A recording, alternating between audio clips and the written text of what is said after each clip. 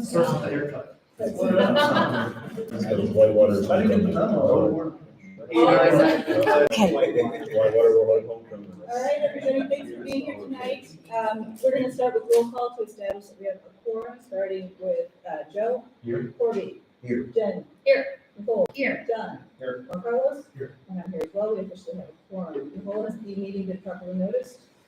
It has. Thank you. And Jen, could you read our equity framework and?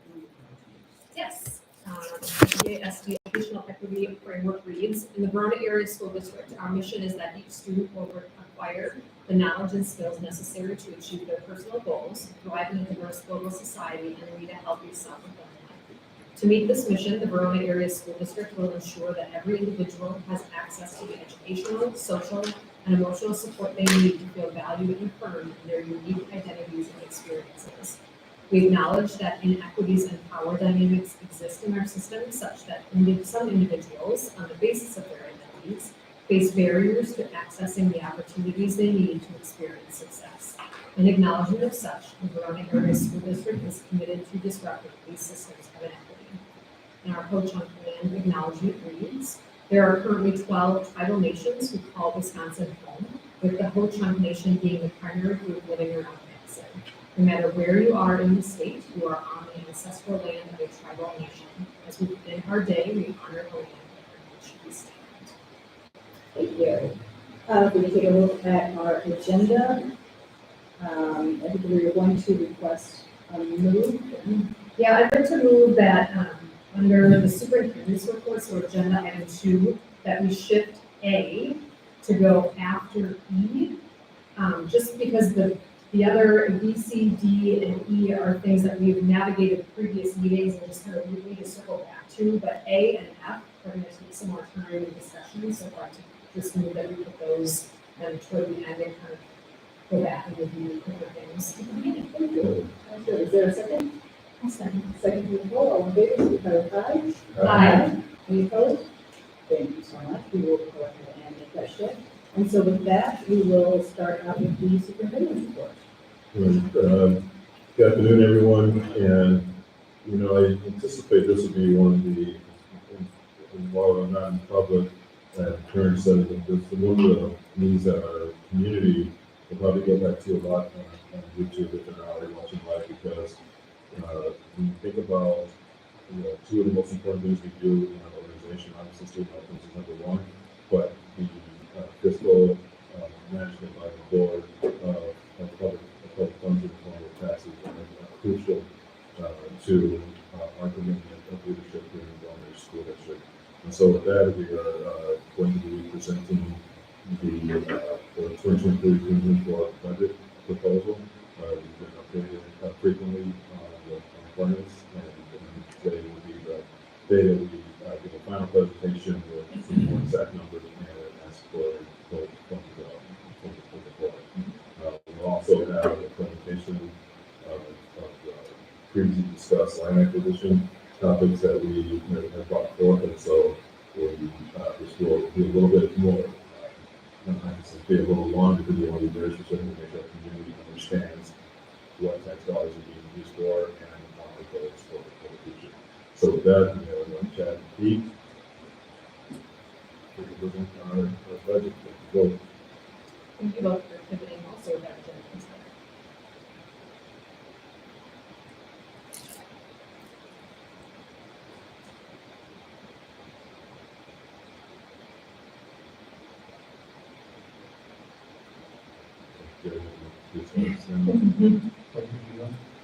Mark did much to say this is potential record for number of slides in the presentation.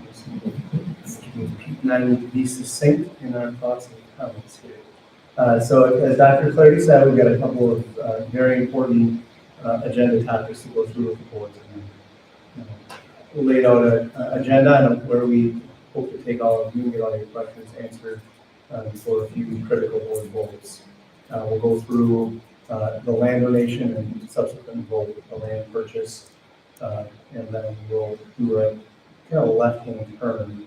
As promised, following Third Friday count, we want to update the board on where we're at with enrollment. This does mesh perfectly into our conversation around the final pieces of the state budget and the transition from there.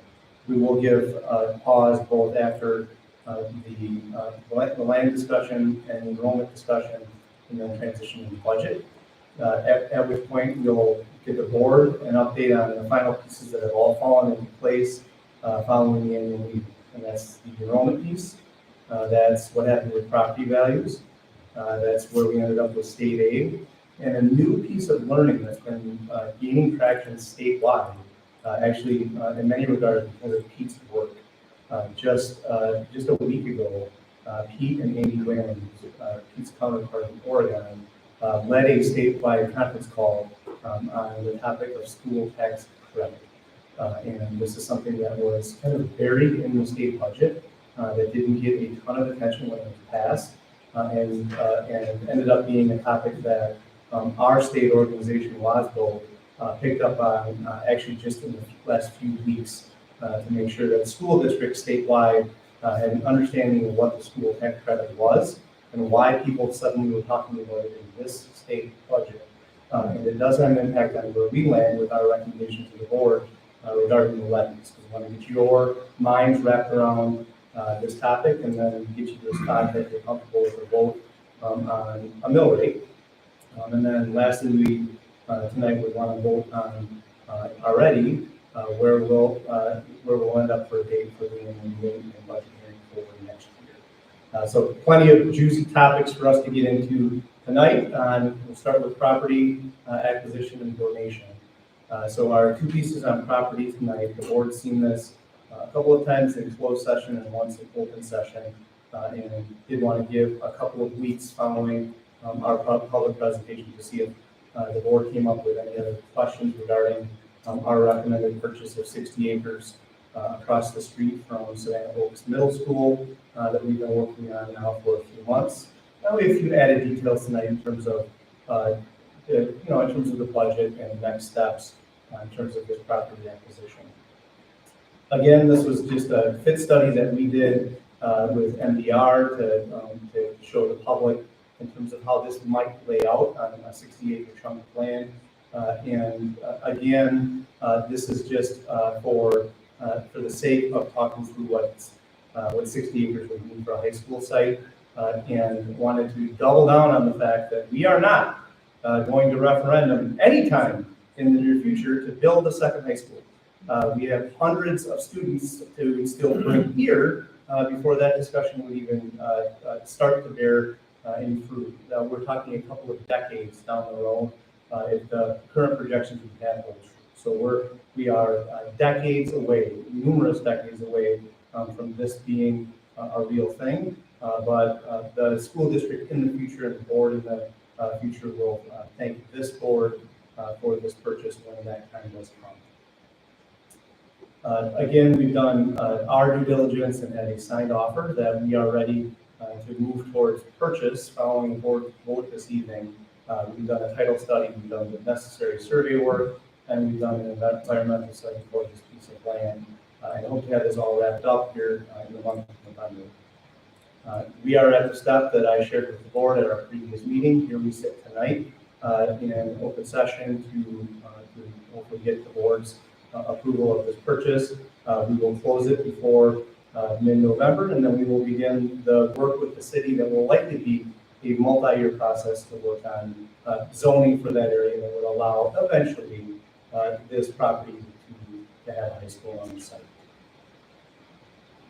Here are budget details that Pete has built into our overall budget for this upcoming school year. We have two budget items existing on the line that would line up with state budgeting according to property purchase. One's the land purchase we're recommending tonight, and the other is the Jenny property we've mentioned to the board a number of times. And as we continue to re-up OE 12, that's going to have to be another board discussion that we'll have whether or not we want to continue to pay that option and eventually get to a spot that we want to purchase that, whether we want to alter that option and work with the Jenny family on that, or abandon the option. Those are all three things that we would have discretion over, but the board would have the final say on any of that moving forward. So we do have $1.6 million built into this year's budget for land acquisition. And thanks to the $19 million operating referendum, we can hold that comfortably in this year's budget. The timing, quite frankly, is perfect for this one-time purchase. We will not pull this out of fund balance. This will be built into this year's total levy and will be accounted for there. So our final recommendation to the board. Yes, thank you to the timing of that, but we're not going to do a capital purchase on that. We are using our, what turned out to be our levy authority that came out of the operating referendum and excess operating authority above and beyond what the state imposed revenue limit is to make a one-time purchase embedded in this budget. We did not do a capital referendum, we did an operating referendum, and the board is actually using not Fund 39, which is borrowing money, that's the high school and all the work we did there. You're using Fund 10 for one-time purchase, similar to us buying any other thing out of our operating budget. I mentioned the timing was right, because if this is something 3 or 4 years down the road, when we weaned off that $19 million and it's built into our annual budget, then one of two things has to happen for us to buy this. We have to pass a negative budget, an unbalanced budget, and pull it out of fund balance, which would be doable with the fund balance we have, or we'd have to pull money out of the annual operating budget to find money for it. We don't have to do either of those two things because we still have excess spending capacity in fund balance. So our recommendation for you tonight is that we approve the purchase of the Lacey Road property. We've been calling it Lacey Road. It's actually two addresses outlined in the board vote on Muchler, which is the north-south running road off of Lacey. It's our recommendation because we believe this is an ideal location for a future high school site. It is a long-term solution, 20 to 30 years, to having an easterly presence, about as far east as we can get right now if we're east-west school district, eventually with two high schools. And we think it's an excellent long-term asset for the district. That will be the vote that eventually will come following. Meredith, do you want to wait until we get through the resolution part and do the vote? Yeah, let's do that. You can do the both. Okay, so we included the recommended language for the board vote here shortly. Second, yeah. That's a good question. For sure. Can you remind me what the phase 1 environmental study is? Is that like what you do on your house, an inspection? Is that similar to yes, it is. In fact, through the phase 1 environmental study, they actually did investigate all of the physical assets on the property. This goes much further than a home inspection. So they partner with a civil engineering firm that actually did the certified survey for the site and do an extensive survey in terms of the environmental history of that property. So they would uncover if this was a former dump site. They would uncover if there's any reason for us to believe that there's a need for the district to do any substantial soil testing on the site. They do both an electronic and kind of records review that's very in-depth, and they do several site visits to make sure that what we're buying won't hold any future substantial liability for the district. That we wouldn't want to purchase the property and then find out that 100 years ago, let's even say 50 years ago, if this land changed owners, that there would be something there, buried asbestos, you name it, that the district would have to deal with when we wanted to build on the site. And that was kind of my question. Is this fully complete? And if not, does it give us that kind of like, is that like your home inspection, right? If you find something super disastrous that's above a certain limit, you can back out of the deal. Hopefully that does not happen. But is that complete?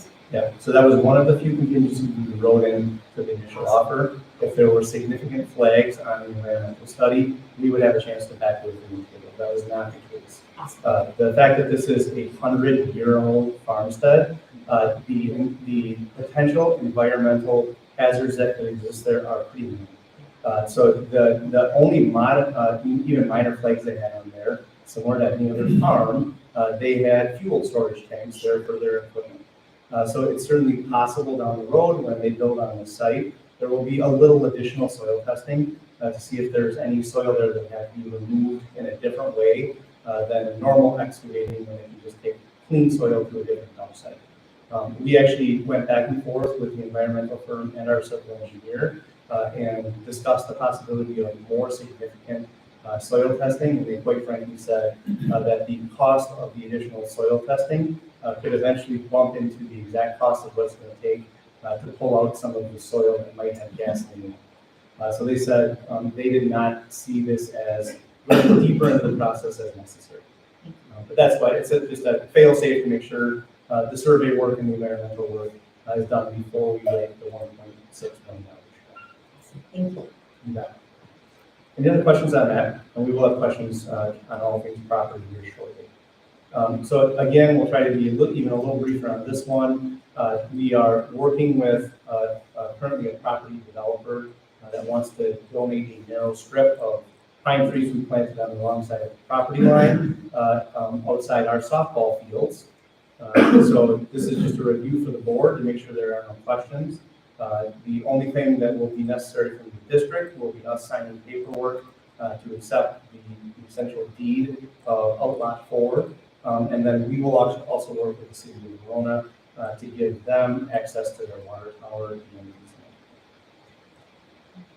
easement. So the board will vote on that there as well. If there are any other questions before Meredith calls a couple of votes, we have to answer them. Okay, we got all of our questions answered before. This is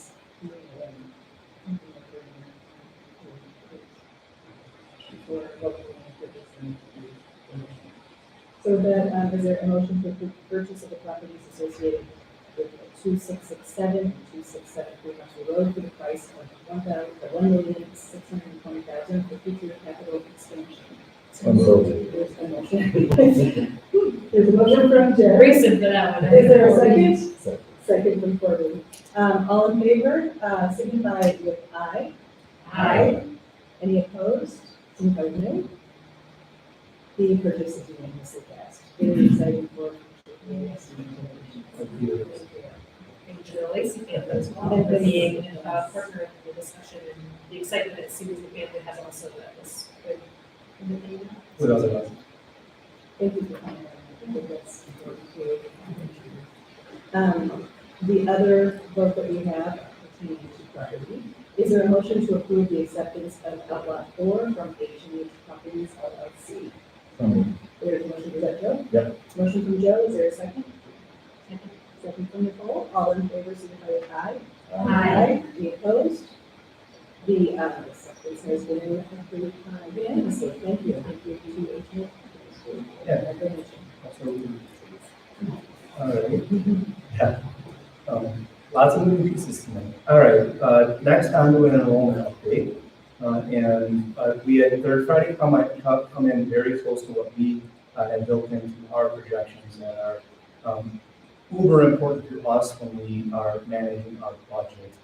As a reminder to the board, our state, the revenue limit that we're allowed via either state aid or taxes is solely based on the number of students we have outside of going to so this is a really important number for us to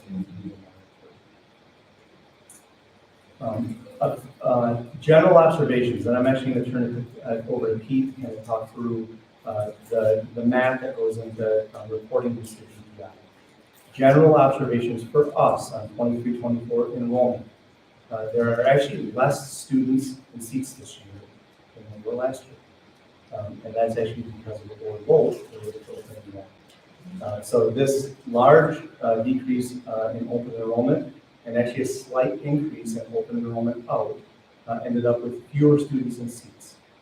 But the fact that we had more students coming into Verona and going out again, and we actually increased the number of resident students in our school district. The kind of freshman level Algebra 101 that Pete has to put in place to actually come up with an FTE, a full-time enrolled student. That's what the state once, in terms of setting our revenue, and it turned out to be in our favor this year. We continue to expect our resident enrollment to continue to go up on an annual basis, and build budget projections accordingly. And we knew essentially the hit regarding more open enrollment students coming in was coming because we limited the number of new students that we were allowing into the district with the board vote that happened last spring. Pete, I'm actually going to turn the next couple of slides over to you to discuss, and it's a credit to Pete and Craig for all of the work that goes into our third Friday count. It is a lot to put together all of the pieces in terms of counting all of our students and getting this information to DEI. The district had been flagged 4 or 5 years ago for a mix-up or incorrect data regarding the third Friday count. So Pete and Craig were under the audit microscope last year, passed with flying colors, and I fully expect that their work this year is spot on. Thank you, Chad. Yeah, I was going to say that the membership audit that we did have a few years ago, like Chad was saying, when it brought up those anomalies of what DPI looks for is in the next years to see if you have more anomalies. Basically, what happens is you get a membership audit once every 4 years or so, and if you fail, like we had in the past, they hit you with another audit. Mm-hmm. So fortunately, we didn't have to have that audit. So hopefully, we're going to be okay here again for a little while. Although we could randomly be selected. Again, so hopefully that doesn't happen. Well, the first term we're going to talk about here is head count. And that's the most common term that you think of when you think of a school, because when you come in here and see the number of kiddos that are being educated, that's the head count. That's who's being educated in our buildings, right? So that's also how we staff the buildings. So we have to figure out how many teachers we need, how many lunches need to be made, and everything like that, or how many pencils that need to be purchased if people still use pencils. I'm sure you probably know. But that's what head count is based off of. Now, the next 2 lines on here are ones that Chad was talking about earlier when we started talking about the revenue limit side. And we convert that head count to something called membership. And the quick way of thinking about this is whenever we want to look at someone for the revenue limit formula is if they are living in our school district. So it doesn't really matter if they're being educated elsewhere, we're able to count them for revenue limit purposes. If they are being educated somewhere else, we can add them to our tax levy here, but then we send that money to the other school, and vice versa. So anyone who's being educated here, we get more money coming in from that too.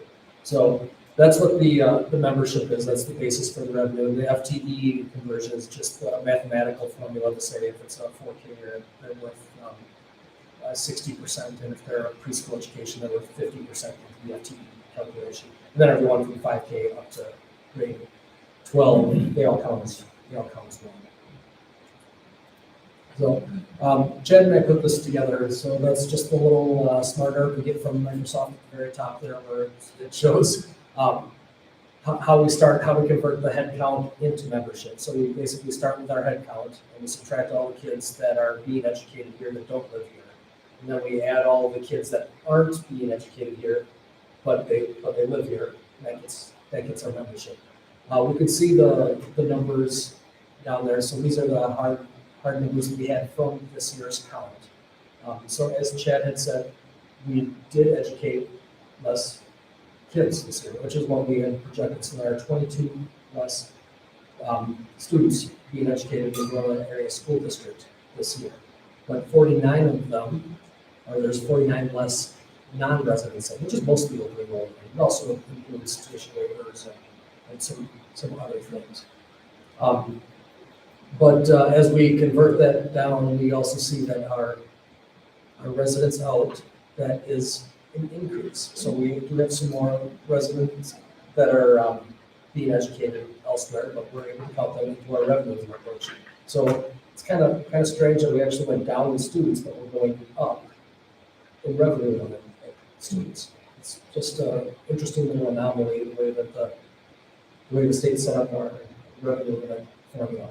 And finally, what I want to point out at the very bottom there is what Chad had said too, is that we're actually educating more residents. You can see at the very bottom that we're up 27 kiddos that are residents here that are being educated. Pete, so I just want to make sure I clarify for our community and board, especially on 40, on slide 47, to, think about, our key decisions around open enrollment and our goal. It's important to know that we have more students coming into the school district going out, and we are educating more non-resident students compared to, resident, underrepresented resident. So, those decisions impact one another. So, I think it shows the validity of the board's decision on the open enrollment and why that is so crucial. And we don't have a very good data.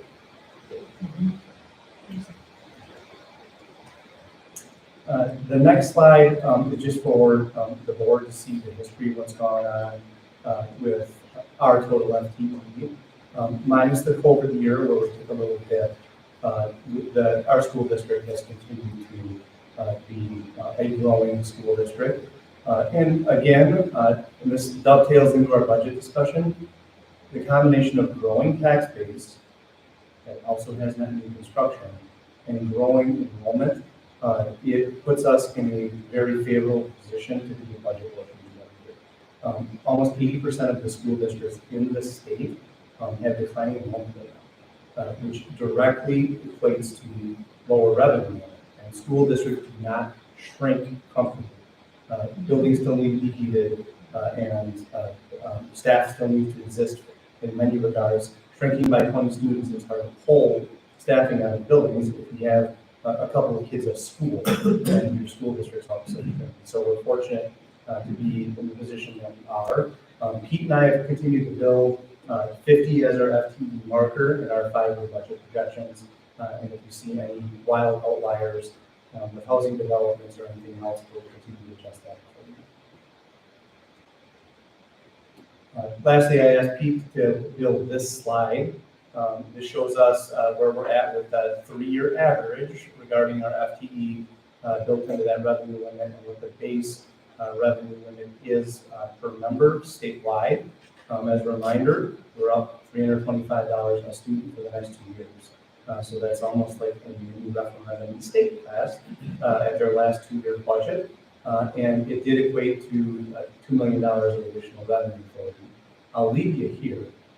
Tonight we are increasing our levy substantially more than $2 million. And that if our taxpayers did not vote for the operating referendum, we would have been confined to a $2 million increase to our revenue limit as a combo of taxes and aid, $2 million, which would have been in this environment incredibly difficult. So again, we're fortunate. 325 seems like a lot. It is not when we start to figure out our overall budget would only be able to increase by $2 million if we didn't pass that operating referendum. So that's a big deal. Questions on enrollment at all?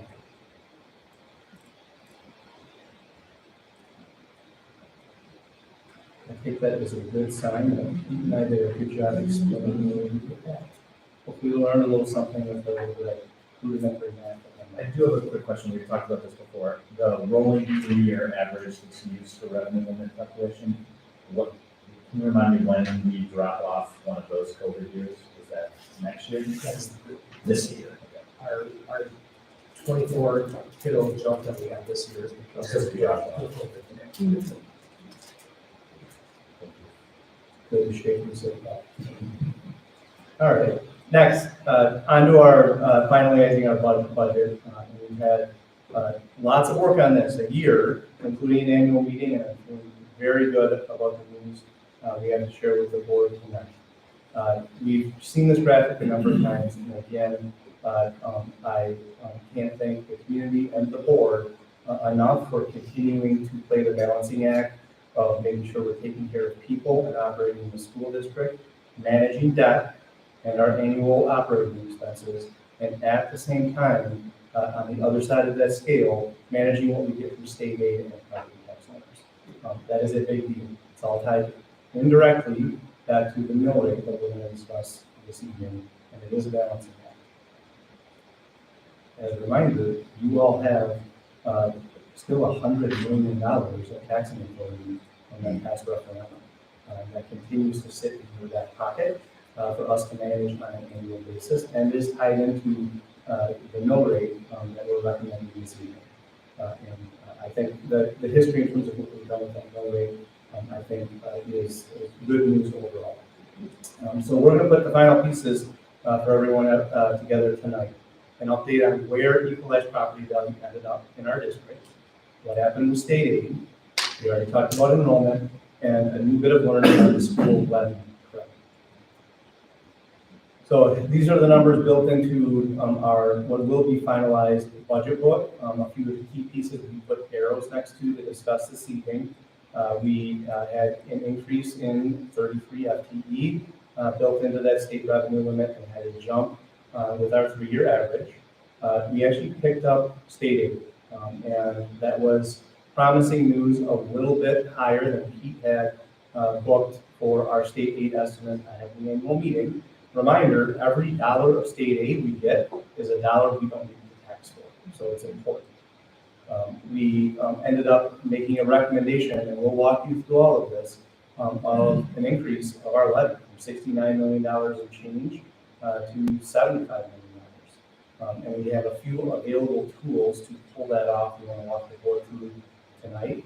And finally, we have a mill rate that we're recommending to the board, which is our final levy, all the way down to 11.11.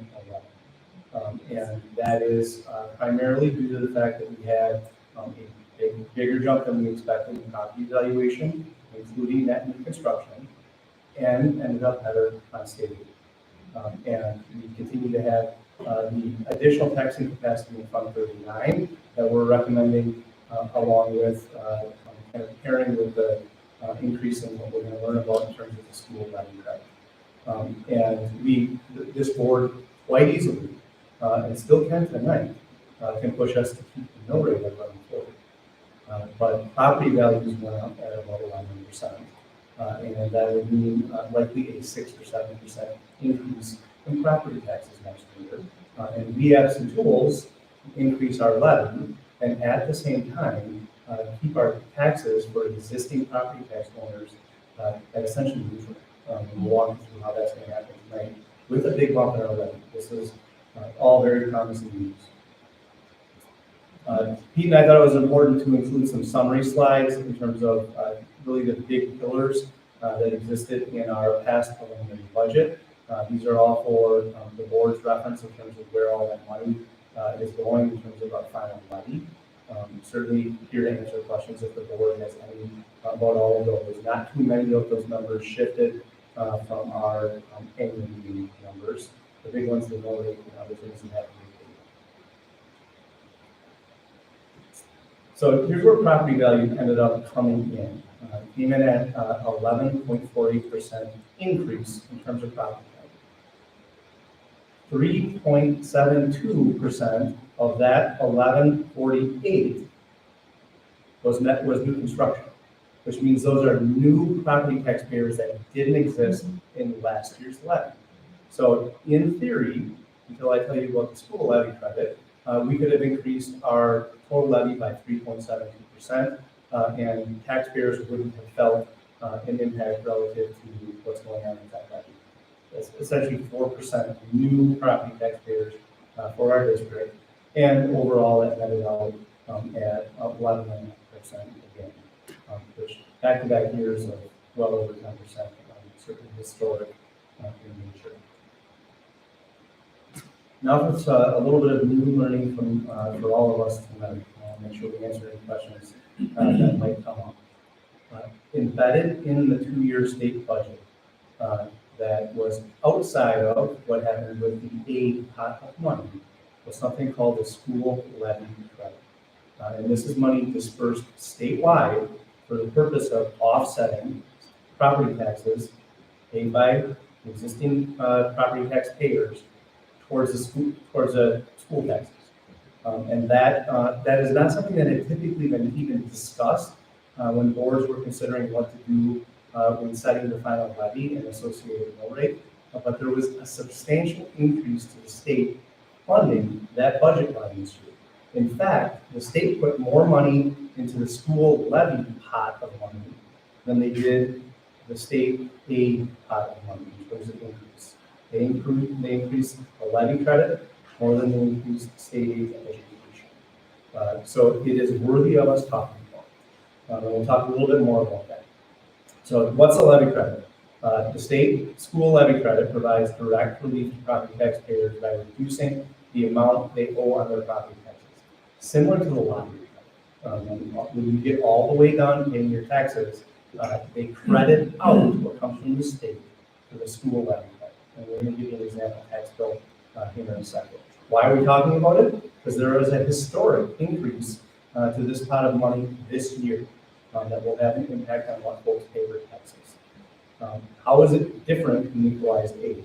Aid is intended to offset local property tax funding of schools and minimize the difference between schools that are property rich and property poor, or kid rich or kid poor. Those are the two important numbers: how many students you have and how much is already property rich. The school levy credit is intended to offset school taxes, and actually property wealthy, high spending school districts end up benefiting from this more than the school districts that are poor when it comes to what they get, what they get in terms of setting that levy, which may seem counterintuitive, but the math at the state level in terms of distributing this credit actually comes from what we set our levy at, because they're trying to offset property taxes. So if you're getting taxed more in your schools, they give you more money in the levy credit side. And the increase to the Verona Area School District this year is substantial. So this year, our estimated school levy tax credit went from $11 million offsetting school taxes in our school district to an estimated $14.6 million in 1 year, an increase of $3.3 million that the board and essentially communities have a decision in terms of what to do with. So I feel fortunate to present a budget with you tonight that our property values went up 11% district-wide, and we're presenting a budget with a lowered mill rate that will have folks, their house will be worth, on average, 10% more than it was the year before, but our portion of the property taxes should net out the same, which is pretty incredible to be able to do this with these new pieces tonight. And part of that is due to the fact that the school levy credit will increase dramatically in our school district this year. Exactly. This is beneficial. So when you say the same, means the net dollars is Correct. a percentage of the larger. It's a percentage of the larger amount, a percentage of the dollars. But the dollar that actually gets spent taxes is still the same. Yeah, so Just so that, and this anybody is, listening kind of Yeah. understands, hey, how does that work? and, How's the taxes being saved or no rates going lower? Because property values are higher. exactly right. Or lower. So dollars. To stabilize wise, taxes. the same amount of money is coming out of your pocket. Bingo. That's exactly right. And property tax bills are complicated. So this is an example we pulled off the state website. In our district, we have another line on there for MATC. And you may have different municipal services. And we're just a portion of that property tax bill. But the levy I'm recommending to all of you tonight in line with our mill rate, on average, if your house appreciated on average the same as everybody else's, our portion of that bill should be flat. And that's what that lower mill rate does. Exactly right. If you redid a kitchen or put on a screen porch or added another garage and your assessed value went up 25%, your taxes will increase, even though we're lowering the mill rate. We're playing in the role of averages, and lowering that mill rate to meet those averages should average out that taxes on our behalf will be flat. And if your property only went up in 5% in value, your portion of our tax bill will actually go up. Exactly. So there is the line that exists on all property tax bills in terms of school taxes being reduced via a credit before you pay your taxes. And again, the statewide pot went from $940 million to well over $1 billion this year to offset school taxes. And our portion of that will be over $14 million this upcoming year. So I'm going to try to tie this all together. And thank you guys for hanging with me on this.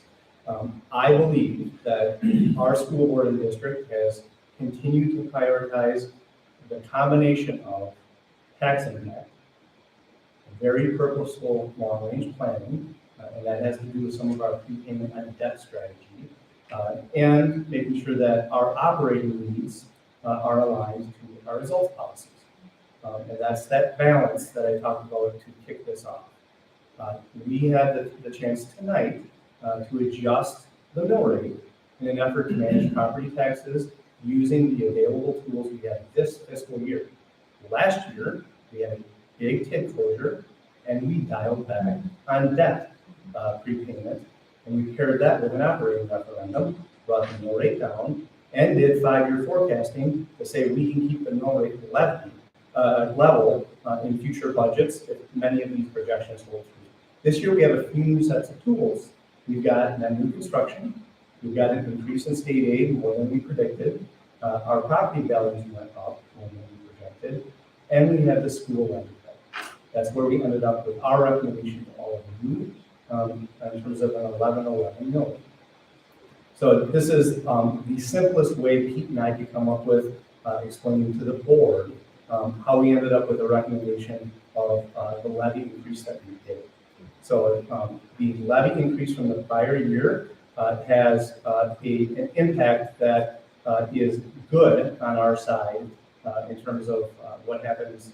It is good for the long-term future of our district in terms of managing debt and keeping things in check.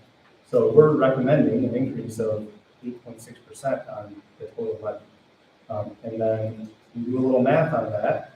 If 3.7% of that is net new construction, and another 4.8% of that is accounted for in school levy credit, our estimates on total taxes, if your property went up on average, same as everybody else's, is that your tax bill on our end should be zero, even with an increase in debt. But we piled in aid and net new construction, and what happened with the school levy credit. So we checked lots of boxes tonight and still have an eye on the future. So we are recommending to you a historically low mill rate tonight. We're going to show you a 20-year history of that. Looking forward, we still have reserved funds that are built into the budget you're going to pass tonight that will allow us to do additional debt payment again, and we are setting the stage down the road when we have to add new square footage. All the work the board's done on prepayment on debt will put us in a position to do a zero or very low cost referendum question for our next school because of how we've been so aggressive with that payment, which is good news again to our property taxpayers. We still have Fund 10 authority in reserve. This coming year, we're going to use it for buying property and additional debt payment, but we still have tools in next year's budget. $6 million or so of additional authority that we have not built into staffing and benefits. So we will have the budget conversations will continue to be very long-term next year because in the short term, the additional $325 a student and $6 million in operating capacity, we'll have some tools this coming year to have budget discussions in terms of adding to our annual operating expenses because of that $2 million. That's the sole reason that number is still out there. And we've already done this. We've increased staffing in line with our results policy, and we've compensated our staff in terms of what we believe is appropriate in this year's budget. So we checked lots of boxes to get to this point. Here's that mill rate history when all of this comes together that I wanted to share with the school board. This is the 20-year history of our mill rate. And only, Meredith was around for this, only 6 or 7 years ago, Meredith. We were in referendum mode in 2017-18, talking mill rates in the mid-13s.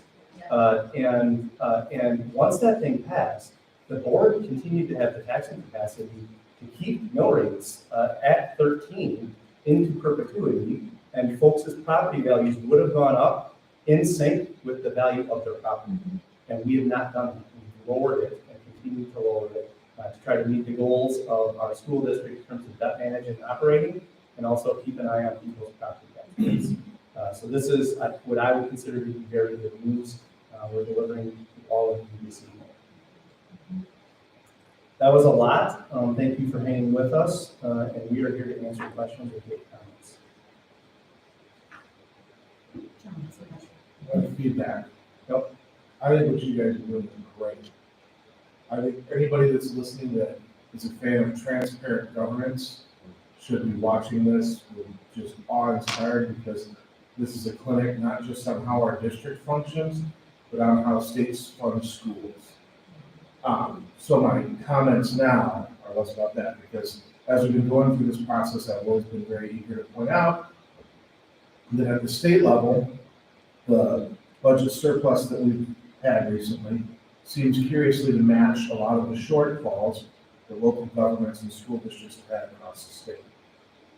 So what I hear you saying today is that the money coming back to the district, instead of being mostly equalized aid, that would go to some of the poorest and more disadvantaged districts, is coming back as a tax credit, which benefits people like me in my big house out here in the suburbs. And that's great. I love having the low milk rates, but it's also disgusting, and I'm pretty pissed off about it. Yes. So that's my comment. And I think, I'm really glad with where our district is at, but it just feels a little dirty. John, I'll add a layer to this. If our district wasn't in a position to have a capital referendum passed for $150+ million and a $19 million operating referendum, we would be confined to the $325 a student, which means that's the max, the aid and tax increase that we would have been able to do this year, and the state would have imposed a decrease in property taxes in our schools. So our taxpayers gave you all the tools to manage taxes, and I do believe if you pass this levy tonight, you've proven you've done that. But they also played that card, essentially, that if you didn't have a tax referendum on the book, throwing all that extra money in the levy credit meant you were imposing statewide property tax cuts. And instead of putting that money in the aid pot for schools to use to run their operating expenses on an annual basis. Yeah. I also, kind of a different note, but I really appreciate John's comments and perspective, because I think it's important. I just want to comment, we talk about keeping a very stable mill rate, and that was something we really aimed to do, especially with the passing of the referendum. I just hope, and I'll replace hope if I know that our taxpayers have given me trust along with checks, trust but verify. But I just want to reiterate with taxpayers that I sometimes have the tendency to be like, this chart looks like we're dropping school funding. That is not the case. We are trying to be mindful of people living in our community who now have higher property values, who are teachers in our community, who are staff members, who are educators, and trying to help with inflation and things like that. And taxpayers need to understand that with us lowering this year, that might mean next year we higher. And that there needs to be a trust and understanding that with this flexibility, it can also go back up if results policies dictate that that is necessary for schools and for the benefit of our students. So just with the trends, it should not be assumed that next year it's going to be $11. If we need to increase, we need to increase, because our goal is for students and the community. But can I add that I think it's fair to say that we've also talked about not wanting to rebound aggressively either, that we're not going to drop to 11.11 next year, knowing we'd have to be at 12.50. For sure. After that, right, that we, and thanks to all of you and the data that we get, we're always thinking further out to not be fluctuating so much with what happens on a year-to-year basis, that 1111 is not gonna set us up for something ridiculous in a year or two. That we're trying to be mindful of the balancing act, is my understanding. At least not a year, because 2 years is out of our control. That is at the state legislature, and who knows what they're gonna do. So just to add an edit 2 years, right, we can only, because this is a 2-year budget. We're on a 2-year state budget. We already know next year's moving forward. Right. So next year we can at least, to Jen's point. Correct. Well said by both of you. I am also reminded that even pre-referendum, for our operating referendum, we were projecting mill rates of 11.64. That's what exists on all our local posters. And even last year, when property values came in higher than we had projected, the board made the decision to continue to think long range and at the same time do what we could to operate a world-class school district and do what we could to keep property taxes in check. So I think that's the case.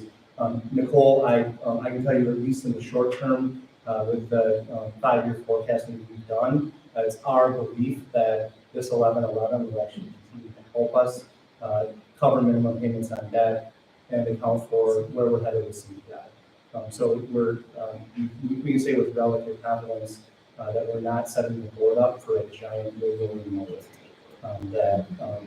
There's no way that things will bounce back to that next year. We can project that we'll be somewhere in the low 11s, at least in the short term.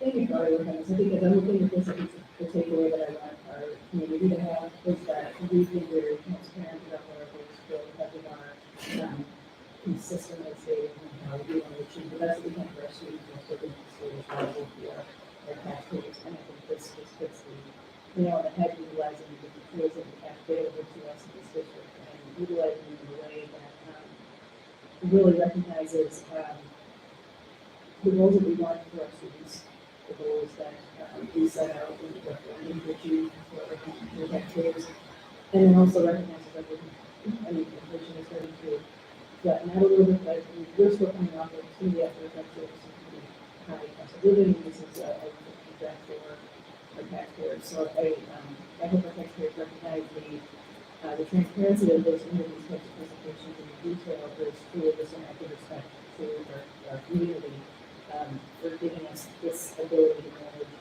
their money in a way for their children, and it's really a privilege. I'm grateful for the thoughtful way that we've done by doing this, taking into account all of we've taken like 45 different things that we need to balance, and they're all important. And you could all say these are things that we can't compromise on, and we appreciate it very much that we've pulled the different levers to find that I think it's very, very exciting. Nice to see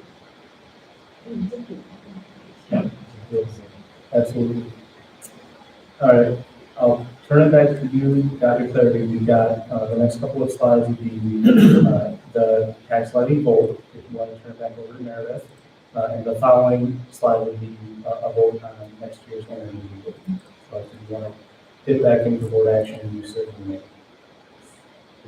Yeah, I think this is as I opened up with kind of not even more than I wanted to say it for like this subject. I mean, it's so crucially important that our community understands the investment in education and where every single dollar. And I'm very appreciative to have a board that asks very deep, inquisitive questions about how we not just do the formulas, but what about philosophy around the use of our dollars, but knowledge as well, and presenting that publicly to our community.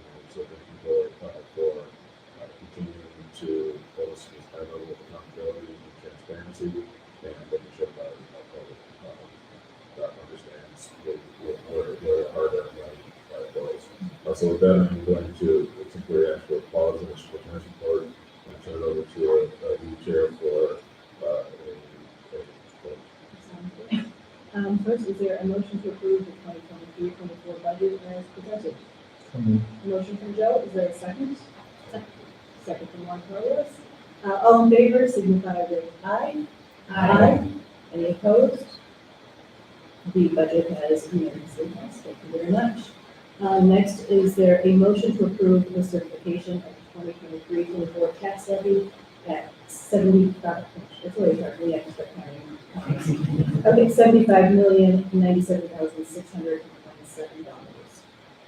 So moved. Motion from Joe, is there a second? Second. Second from Jen, all in favor, signify with aye. Any opposed? The levy has been unanimously certified. Thank you very much for your time.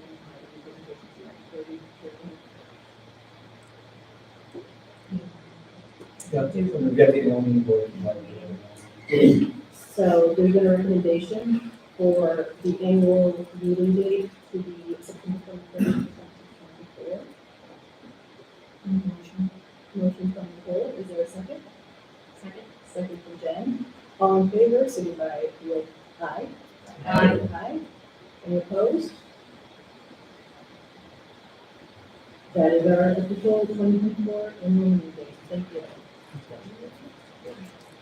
So with that, are we able to take a quick 5-minute break and then we'll come back with our literacy and our please. 5-minute break? Thank you. I don't want to cross the finish line. Very good. Let's get to work on next year's budget. So how long do I have before that budget book is due?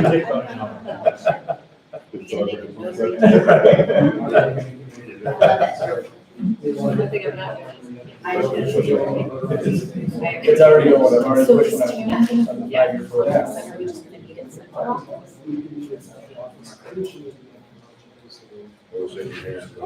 Yeah. I'm full of cold medicine. Yeah. If you wanna chat, this is my phone number too, if you wanna text me or. Sometimes I'm. The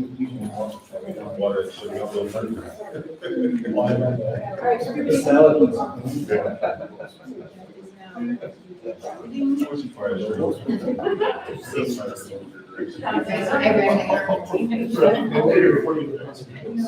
Oh, wait. Pollution. Okay, what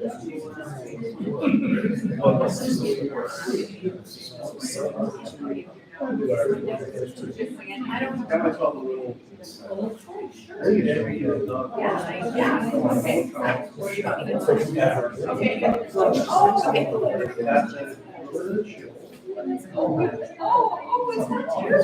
Yeah, so just feel like it.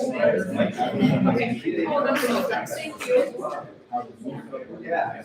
I work in that. I started my own. Okay. Yeah, so I work on my own. Oh. Yeah, IT. Oh.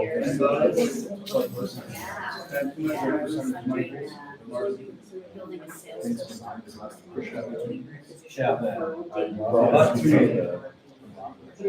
I like a real nerd. Me too, that's true. We're talking the same class.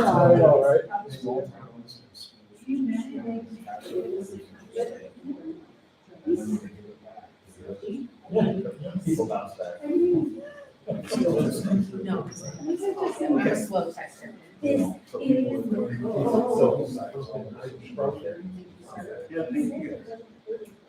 Okay, let me know if it doesn't. All right, Pete, good work. Yeah, as long as he doesn't move. I'm sure. I'm sure.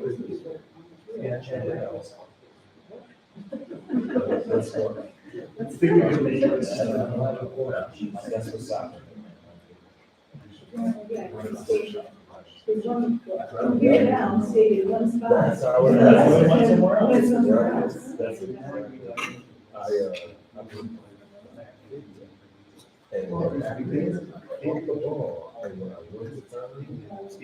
my body says, oh, I'm lying back on the high and other than the level. And I didn't think anything. I got her to go back to the, all I hear was, you're nothing back to.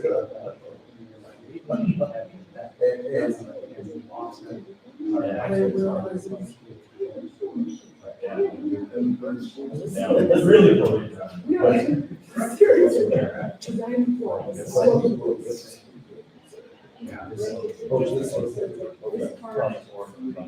Yeah.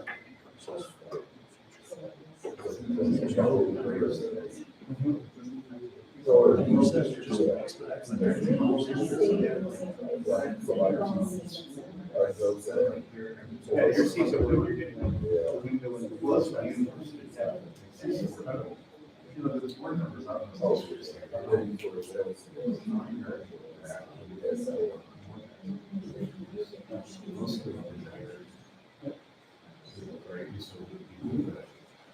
So again.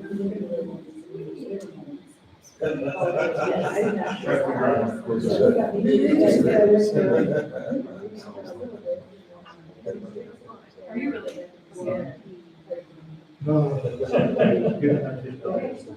Say should have, so you have no confirmation. Well, Okay.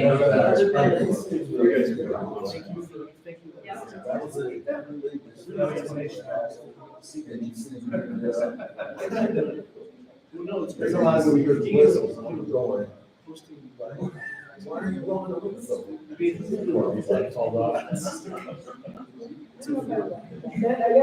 was funny to me because I'm like, I didn't feel it. Yes, I don't know. Yeah.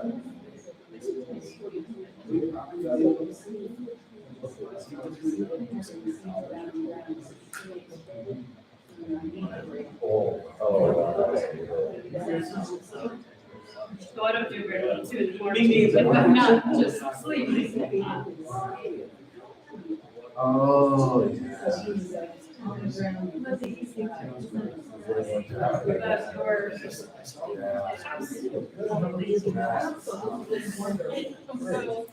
Ready to lead the charge here? But they have.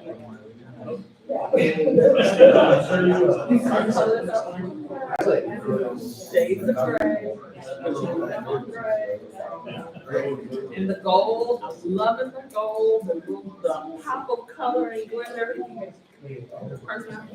do like that everything. You like the O-line. She was like 100% sure that it was. She was like, oh my God, send me a picture. You're like, Yeah. don't you work on it? No, I'm not going. Oh, okay. I was- I used this there, but even. I work in loyalty conference. Running downhill. That is, that is not learning. Okay. Not every. If they can have the naked like that. I'll tell you how I fared to walk.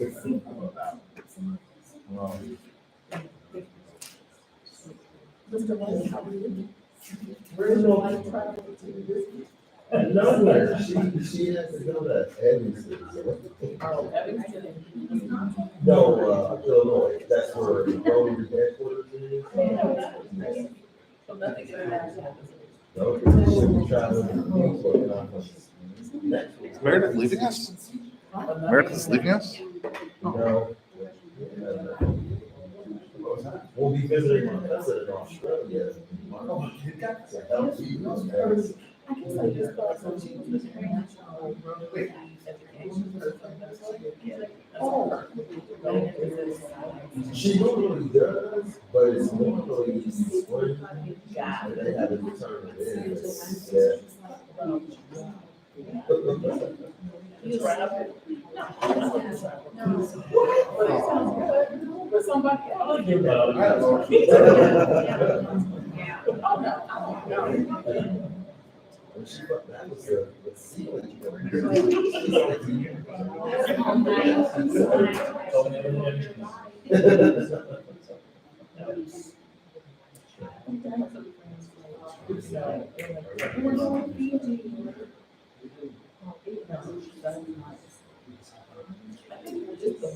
I don't mind flying. I just don't want.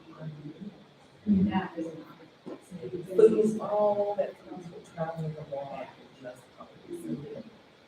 food,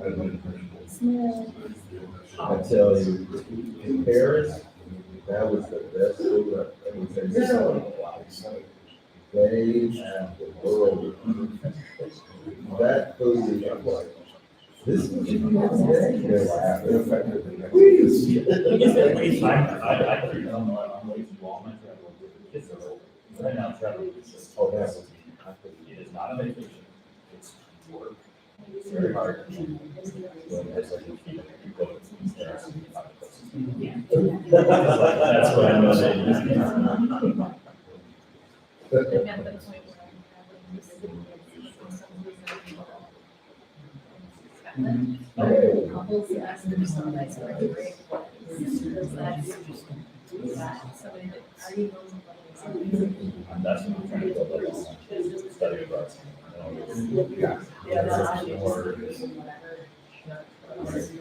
That's what the good thing from our daughter is studying. As a high school, as a college student. Young adult. I think I'd feel a little, I'd feel a lot happier overseas as a high school. I went to their sisters there. We've talked about it, they really sent here for the whole summer. Yes, with trusted people like that, but I would not want to see you as a high school. Yeah, the whole. Still send me that. Did you get it? Oh, now I have it. Just kidding. Oh, that is what it said. I don't know what emotion. I could read it. I just didn't know what it was.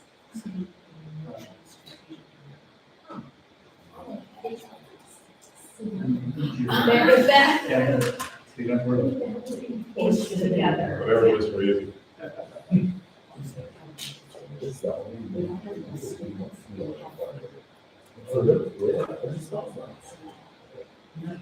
Less is environmental. Fewer isn't a school quantity. Like I have fewer skills, but I have less. Whoa, my math brain is Did you say? Yeah. Lauren, is everybody ready? You reconvene and go live. Fewer skills, less.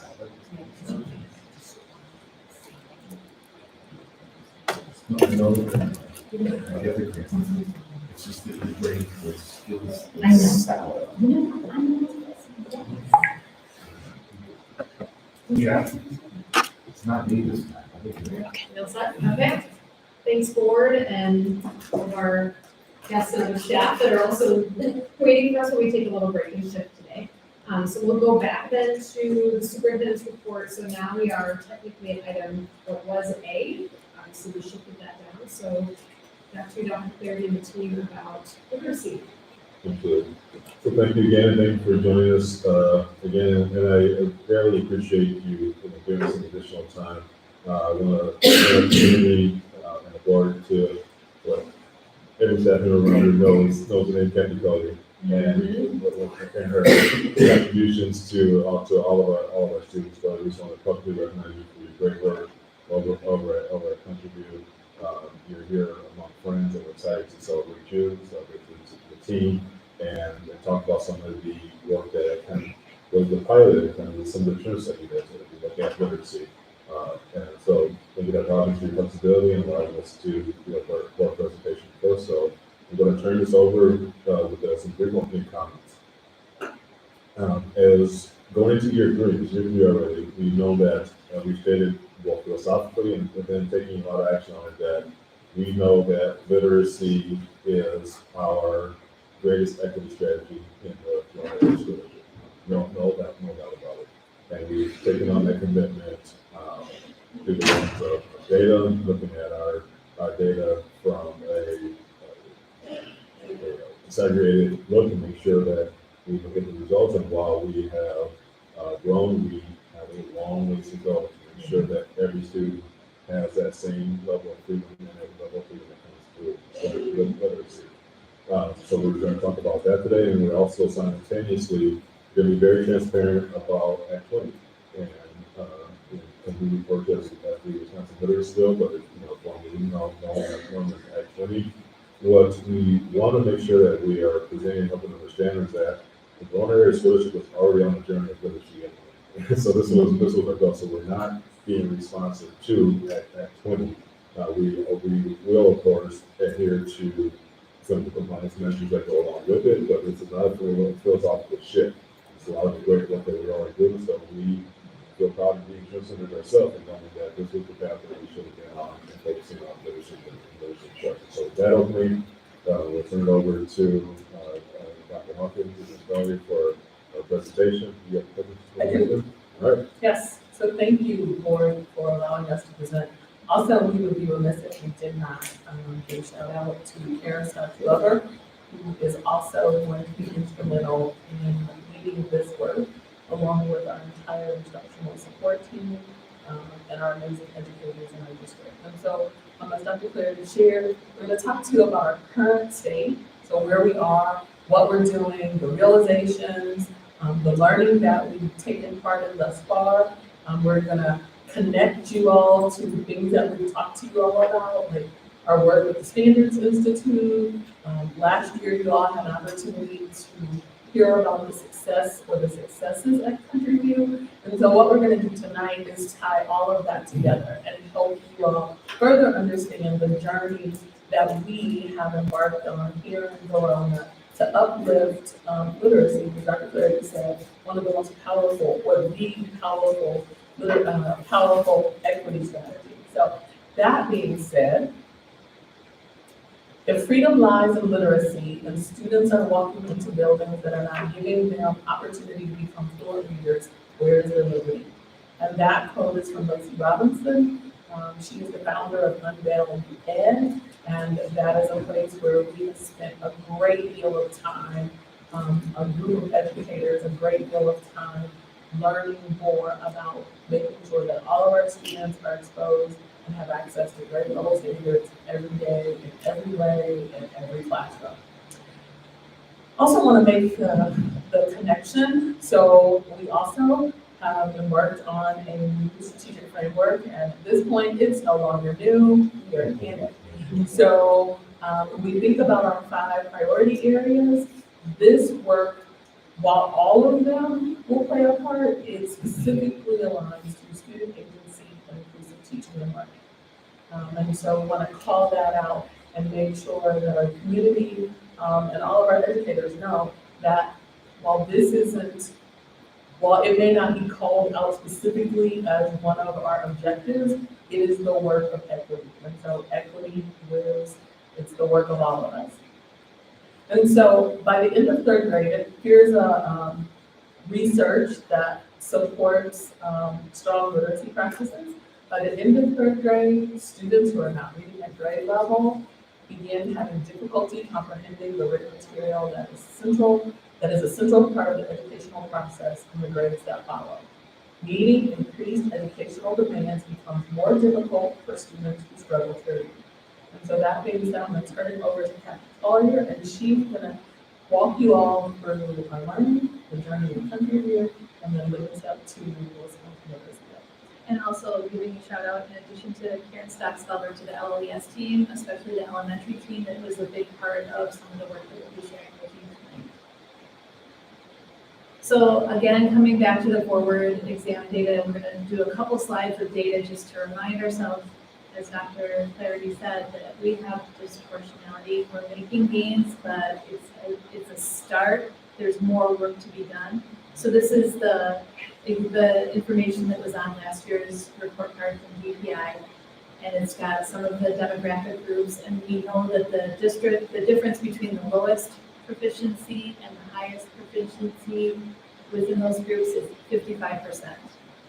So knowing that there is a disproportionality within our forward data,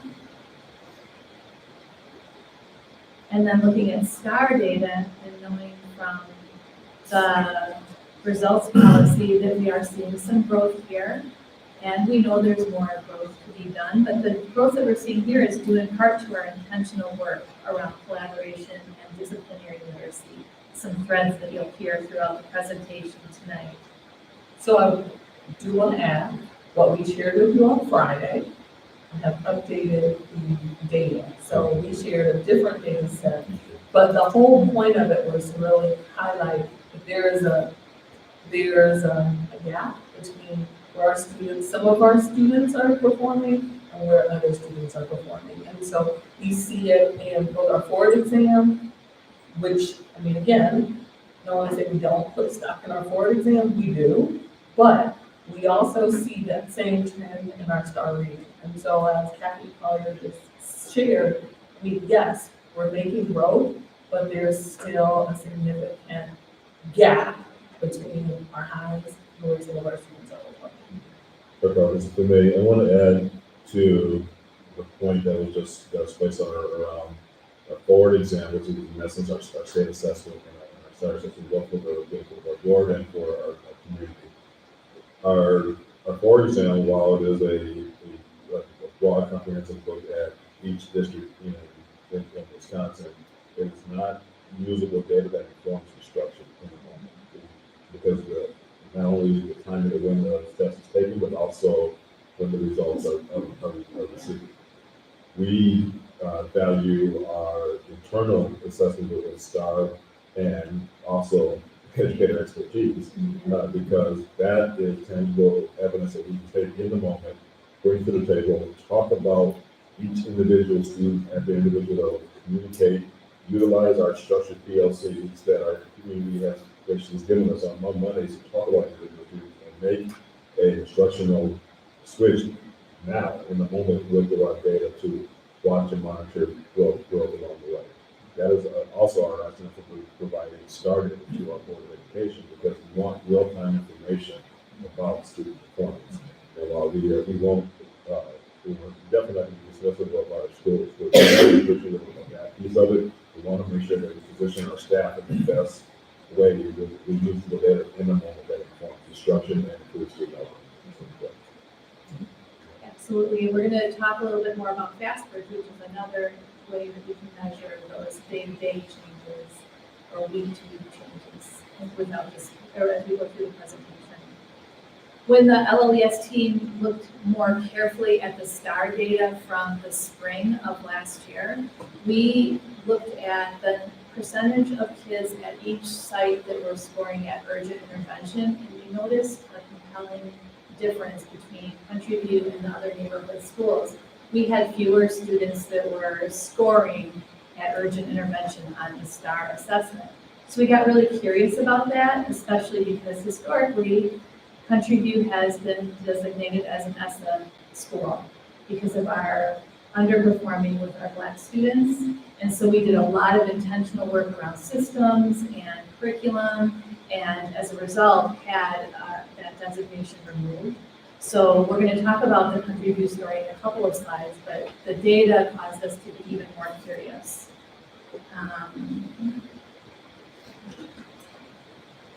Before we talk about the Country View story, we're coming back again to the Unbound Ed. This is from the Standards Institute, a quote that reminds us that it is possible to teach students how to read if we start early and follow the research that shows what's effective.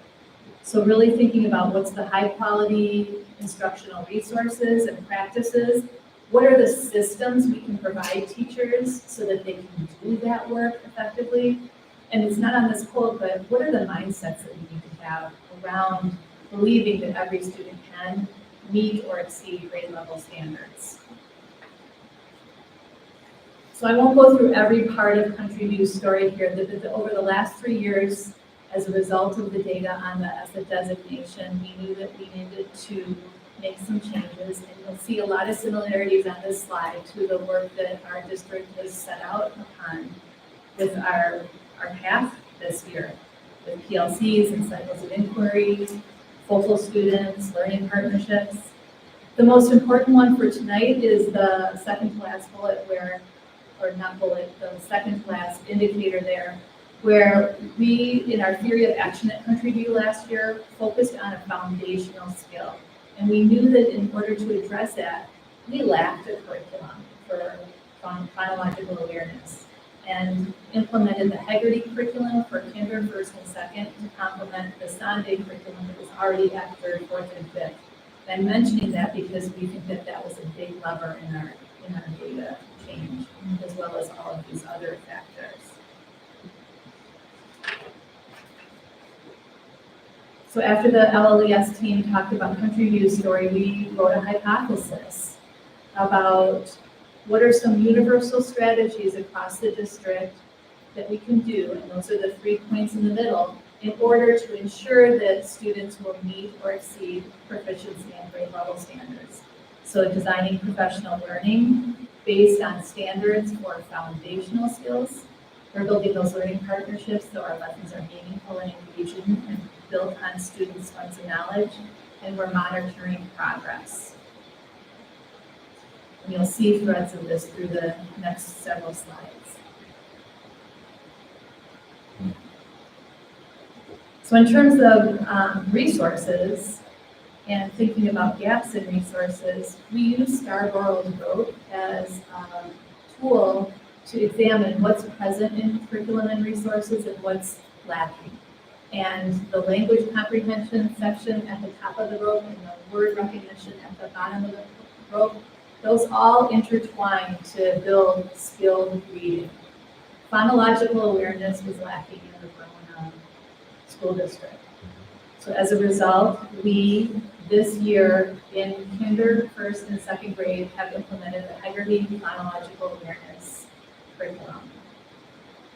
It's explicit, standards-based, clear scope and sequence, and I'm going to talk a little bit later about how easy it is for teachers to implement because of some of the scaffolds that are in the curriculum for teachers.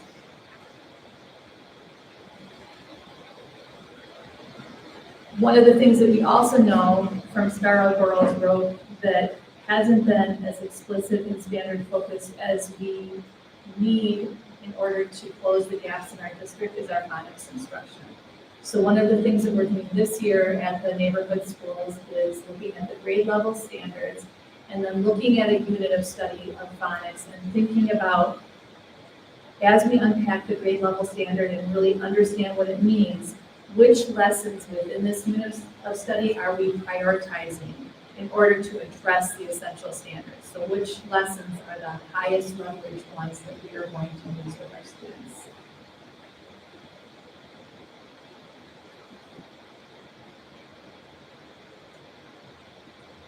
So this is talking about tier 1 with Haggerty, and then as I indicated earlier, we started with a fast bridge assessment, which is a progress monitoring tool that is now open to students and teachers across the district as a way to monitor progress and an evidence-based tool. Both Haggerty and FastBridge, which are new universally across Verona, this district, are explicit, they're evidence-based, and they both provide ongoing professional learning for teachers. There's weekly videos within the Haggerty curriculum where the teachers can see how to engage with kids on the phonological awareness. And there are modules within FastBridge where you can watch how some of the assessments are given. So really leaning into that fidelity and making sure that we're being coherent in how we do this across the district.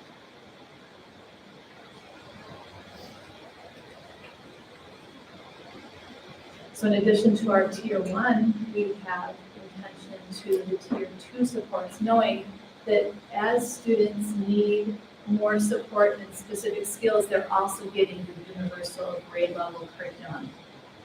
But within our equitable, multiple level systems of supports, our equitable MLSS system, we triangulate data to look at multiple data sources to determine which students need additional support and especially foundational skills. And then we provide intensity of support based on what those goals are, either through one-on-one or small group. But we're also thinking about how to connect that to what's happening with the grade level universal curriculum. So really having coherence between any interventions and classroom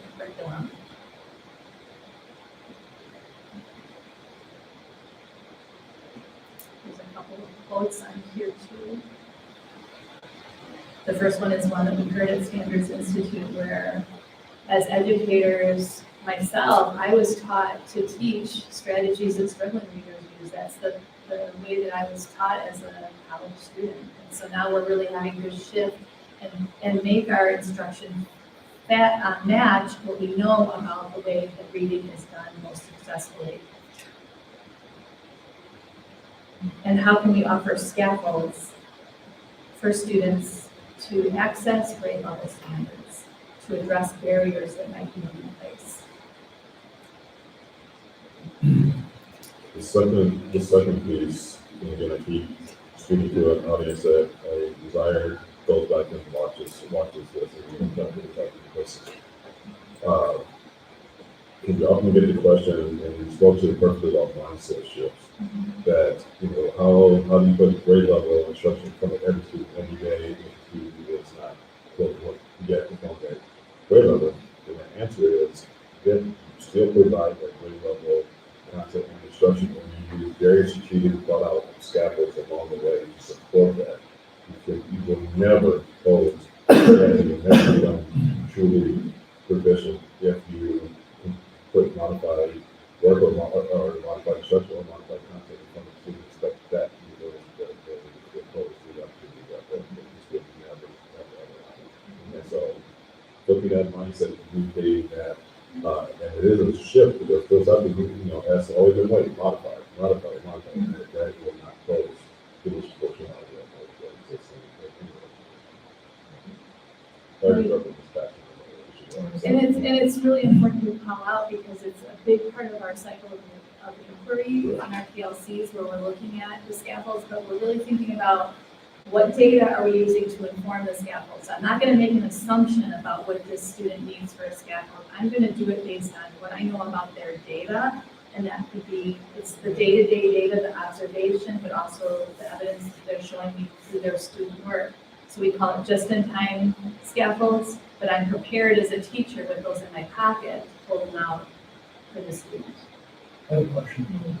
Would you give an example of what one scaffold might look like, sound like, for student you're showing? So in reading, if I was exposing a second grader to, if we were working on a grade level text, one scaffold that is used a lot in the world of multilingual, it comes from a GLAD strategy, which comes out of the world of multilingual learners, is to break the text into chunks where there's more space between the chunks where kids can process through and annotate, write some notes about the first chunk that they've read. There's also strategies where you can do your choral reading to start and then gradually releasing it to the student reading more independently. So you start reading with the student in a small group and then they read independently. Just some other things though that give students even access to materials. Okay, so I may not be able, as a multilingual learner, I may not be able to read it, but I can certainly listen to it. So providing opportunities for students to access learning, and so that could be audio books, that could be reading and supporting and giving the student multiple attempts to see and familiarize themselves with the text. So, I mean, those are just a few scaffolds that teachers can use in the Thank classroom. you. I'm just curious, especially for you listening here. Yeah. This video, what is the example of the scaffold that you teach a child? Is something particular? There's also, now with technology, when we think about reading text, we can take and plug in a student's lexile, talk about AI, and it will then recreate or paraphrase it. Again, grade level, but again, just thinking about providing access. Sometimes it's about the access. In addition to the scaffold, but just making sure that the student has access to it the way that they best learn or that best meets their need. Thank you. I thought of a couple more, and then I'll. So to build off of what Dr. Hawkins was saying, starting with a text on the same content, but an easier reading level, and then working up as the background knowledge is built in some of the vocabulary. And also for some of our younger kids, really being intentional on which words we let them look through the word and decode, like we segment the sounds and blend them together. But other words have unusual patterns to them. So you can say to them, I'm going to give you these words because and we'll talk about what makes them hard to decode and then work on that in a different way. So just knowing how different words have different scaffolds that we provide for kids.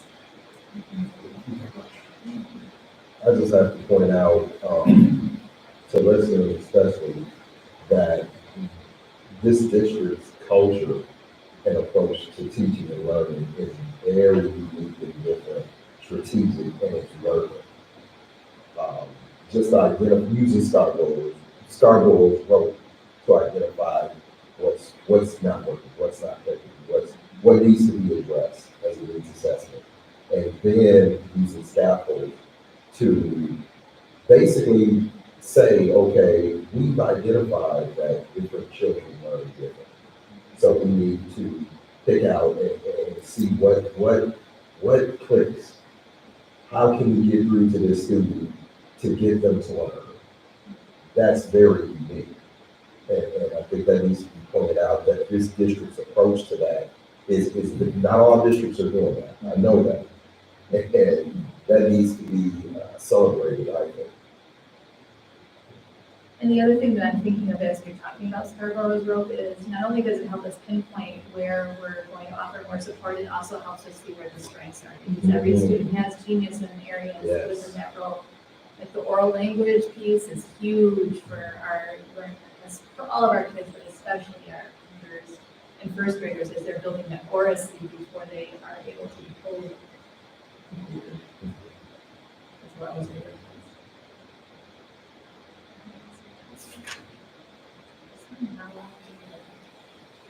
this is just a summary of the work that the LMPSs are committed to doing universally across the district this year as a result of all that we've just shared and our commitment to being aligned to the North Star. And the biggest thing that we're leaning into is how can we really build that collective efficacy so that teachers see the impact of the practices that they're using and modifying in order to meet the needs of our students. I have a question, because I think the next slide we're trying to get into training. So just before we leave this topic, maybe before that, a comment, I just want to give the same kudos that everybody else has been giving. I follow this guy on TikTok who is like in his late 20s, early 30s, and he's learning to read.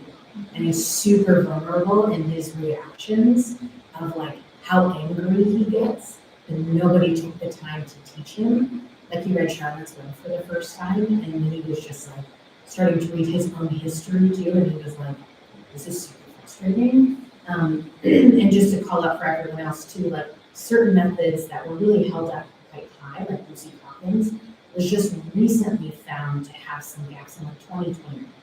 So to Corby's point, I really want to give kudos to the speed with which this district is really trying to repoint and use its excellence and expertise. I have a tiny detail question. In Fastbridge, because that was brought to, at least for my first grader, the kindergarten parents conferences, which to your point, like, right, there's a relationship between me and the teacher, which is fantastic. But I didn't really understand the grading scale of Fastbridge. That was the only thing that was kind of, there were like these buckets of like, when I asked like, what are the different segments, there was like a high risk. I think there was, I was like, what's the highest? And the teacher was like, I think it's called college bound. And I was like, I think it's not college bound. Because that would imply the other ones are not. So I think that would be a really cool thing, maybe down the road, or just having like a little sheet for parents, because the star, the visual scale is so clear that having something similar for Fastbridge, I think would be super cool. Yeah. The other thing is so I totally agree with what you're saying, and the other thing that's embedded in Fastbridge is especially for our kindergarten and first grade teachers is when they look at their class report, there are some suggestions on how to support kids within their goal areas. So it's going to be a really useful tool, but yeah, we need to do a better job of communicating out what the Yeah, I'll offer just one piece also before we kind of shift gears. So I'm hearing a few little anecdotal things that I'm super curious at from a staff perspective. And I can imagine, I think I heard this last piece you shared, Kathy, of how empowering it must feel for a staff member to put this work in, to collaborate, to build these scaffolds, and to see tangible data come back in a quick way with the way that you're using formative assessment to see impacts for students. So I'm just curious, you know, given last year at Country View and what you're seeing so far, how staff are feeling about the implementation. I mean, it's in theory a big lift, right, for staff to be doing this, but married alongside the fact that we built in time for staff to collaborate and have PLC time. So I'm just curious anecdotally, kind of the staff perspective too, on how this is going for our teachers. I can say, like, with respect to Haggerty, our staff love it because it's, and I'm in classrooms and I'm seeing it taught to fidelity because it's so easy to do, but also with a lot of teacher to student feedback to hone in on making it even more accurate. I think teachers feel empowered by starting with the standard and then thinking about what within the curricular, what is within the resources within the units of study fits that. So it's helping them feel like they can make some decisions and then also be creative in the design of the scaffolds.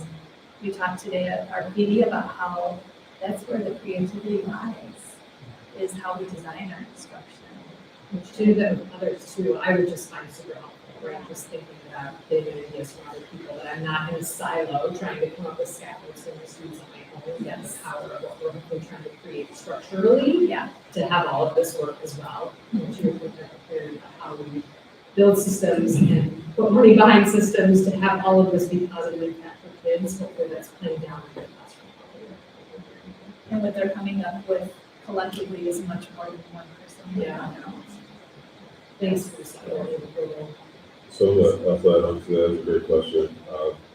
And I appreciate the direct example from Verona, and also just want to reiterate from the totality of the Verona School District that we are not a culture of shaming when we look at data together in our PLC. And we have established a space where we can safely talk about, even if as our data is not where we want to be, it's all in this effort to improve and grow together, and not look at you or me or anyone another person or an individual educator and say that your skill or flaw in thinking related. So how do we center students, talk about students collectively at that very root level of literacy in a strong professional learning family and community together, and we all grow supportive students with that mindset about this level.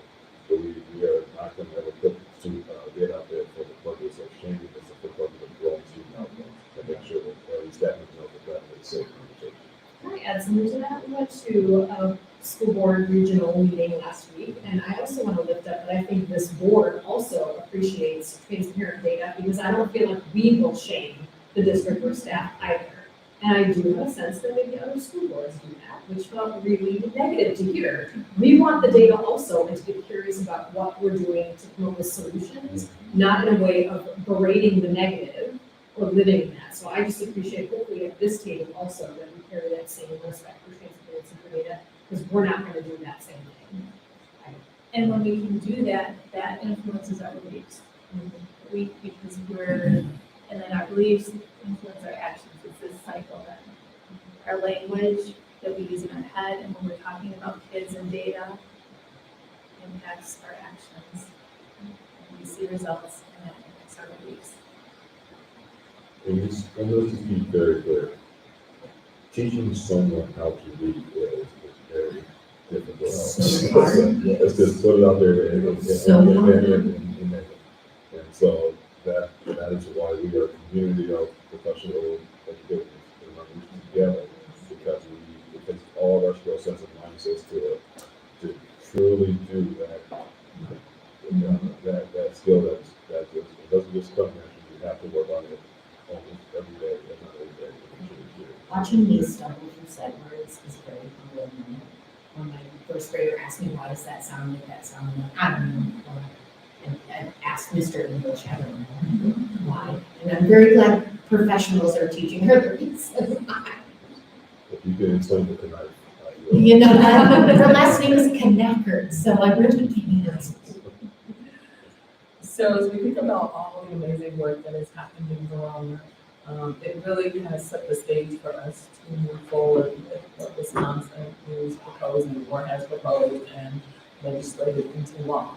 So we started this work, lifting up disciplinary literacy, focusing on collaboration, because we realize and know that, as Dr. Cleary, and I cannot say enough, is the greatest equity strategy. And so when we think about our work around ensuring that all students, regardless of their zip code, regardless of their color, regardless of who they are, have access to becoming students that thrive, this work has been happening for the last 3 years, 2 years here in Verona. And so what Act 20 does, though, for us, is it's law that July 1 states that all Wisconsin schools are provided to provide science-based early literacy instruction in both universal and intervention settings. So universal, when we say that, that would be tier 1.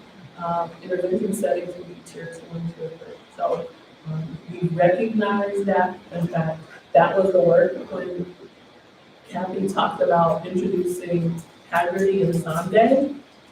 That work started at Country View with the realization of we're a TSI school. In order for us to do something, we've got to do something different. So that realization that what we were using as far as literacy instruction, there was a gap in how we teach literacy, specific to phonological awareness. Act 20 says, hey, this is what has to happen, and it is now part of, a requirement as by law. So the highlights of Act 20, just a summary of what Act 20 says. It says that the Department of Public Instruction will form an Office of Literacy, and it will be known as the Wisconsin Reading Center. It also will create a council on early literacy curricula to make recommendations to the Wisconsin Department of Public Instruction. And so those things, they sent out, the state sent out, not surveys, but requests to districts asking for interested parties so that they can make up these teams. They also are creating literacy coaching programs, and so each district will be assigned a literacy coach. They're also, you all hear about the $50 million that they're talking about. Just know that $50 million over the state of Wisconsin is what, like 12 cents? And that if my mathematics is not correct, but I'm just, saying $50 million sounds like this huge pot of money, but when you think about all that has to be done, so that will create grants to potentially cover the cost of some approved curriculum and instruction materials. Some of the things that are very specific to day-to-day work, it will prohibit the use of materials that contain recueing method of instruction. That means syntax, meaning, and visual cues. And what does that mean? That means that I can remember this as a teacher, you're telling someone to use your context clue, or visual cues. So it prohibits that, specifically in grades 5K to 3rd grade. And so, again, when we think about our work and what has to happen, it's making sure that our teachers have the tools and the additional resources, Haggerty, Sunday, to help ensure that teachers move away from a practice of teaching this way to what we know is best practice.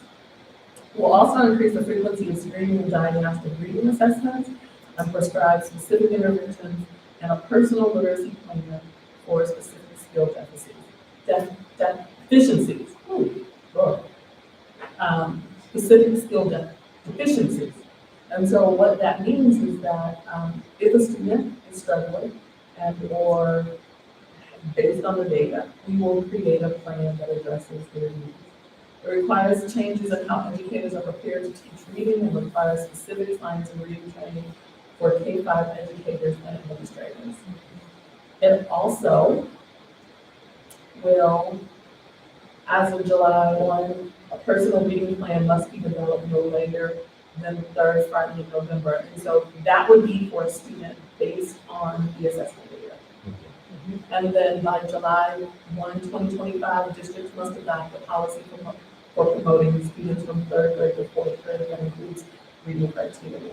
And so I can say, speaking from very real experience, Indiana, we did this about 15 years ago where I'm from, and the thought of retaining students is daunting, and we will have, when I say a policy for promoting students from third grade to fourth grade, we're going to be very intentional to make sure that this policy doesn't work to exclude students based on color, based on race, based on ethnicity. And so we're very cognizant and aware that the intention may be good. However, when we talk about retaining students, in most cases, that philosophically just does not align with what we believe is best practice. So we will make sure we follow the letter of the law, but we'll also be very cognizant of what and how that looks for our students. Dr. Clary, I see you thinking, ready to jump in. Making sure, it's, again, because we're talking about legislation, it's Correct. technical piece of it. And I completely agree with your passion and mindset about what you said about promotion and attention to that, putting that sort of thing. But, and the policy will be a recommendation before it actually passes the policy. So we should that we're not canceling the board, but it's like policy will give you recommendations for the board.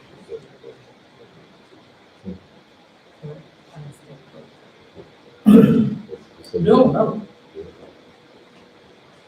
And then in closing, our district will continue to move our literacy efforts in alignment with Act 20. The good thing for us is we had already started this work because we realized long before Act 20 came along that there are things that we need to do.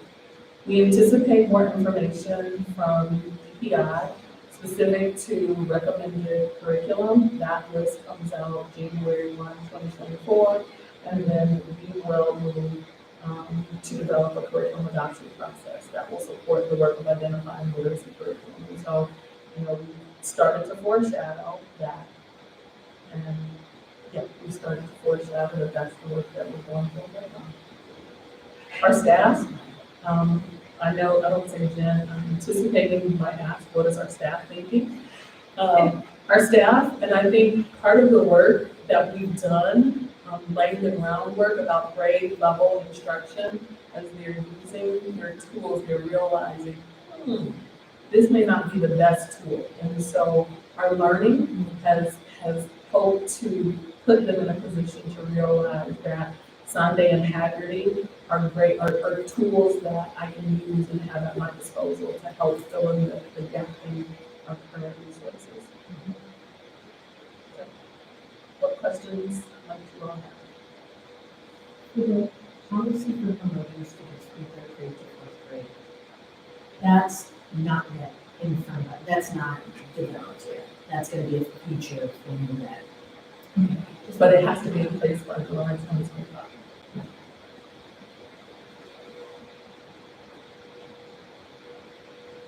Well, thank you. Thank you, Bessie, for your time. Kudos again to all of your team. So we can't do a great presentation of it, we'll swap it out the same. So first, I just really want to thank you for the beyond. Stop saying solid is not just, a heartfelt presentation that talked about philosophy in education, but also the technical work that goes along with it. We know that adaptive and education have to go hand in hand. You don't want to read a legislative policy and this is the script. And also just being very transparent that when there can be a perception that moves are based off of a political mindset that can be very disheartening for anyone, and especially our educators that have worked so hard for decades on the craft. What is so important that we continue to communicate to all our staff, with our officers, that we had already begun on this transition of work. Along the way, we recognize them in the book, they decided to get our data to look at where some of our outcomes were not to level that we expected to go for schools. We talk about every student being able to thrive in the society, every student not based off something that we're talking about the demographics. So that is just for the place. And I don't want to interrupt when we were talking about mindsets, but I just want to add one piece of it that whenever Juwan College has pointed out about utilizing scaffolding, working side by side with the student. It's okay to go through that cognitive struggle. It happens. It's okay to sit side by side and go into that learning pit what they speak and do the cognitive struggle with them. And as parents ourselves, and we care about love children, we hate to see them wrap them in, but we just want to do it. But you never learn how you're shooting, keep trying before. And so doing the cognitive struggle with our students, along side by side students, and having the setting in our structured PLCs for us to think about strategies together, what's worked, to get to minute detail about how these students performing, to be able to talk about that with the colleague. Those are the systems and structures that will allow us to guide. And we've already grown. You saw the annual report, you saw our data, but we're already growing. And we got to go back. we got to go back. And that's our reality. We're going to hold on to our tradition. Thank you so much. Thank you. Have a good night. Thank you. Yay. Thank you, Karen. Looks like we have one more agenda item in the superintendent's report. All right. Moving to OE9. So you're in your slides now. So I'm going to front load this with Marcy joining me up here for OE9. So give me 45 seconds to kind of set the This monitoring report will be so unique because we're talking about last year.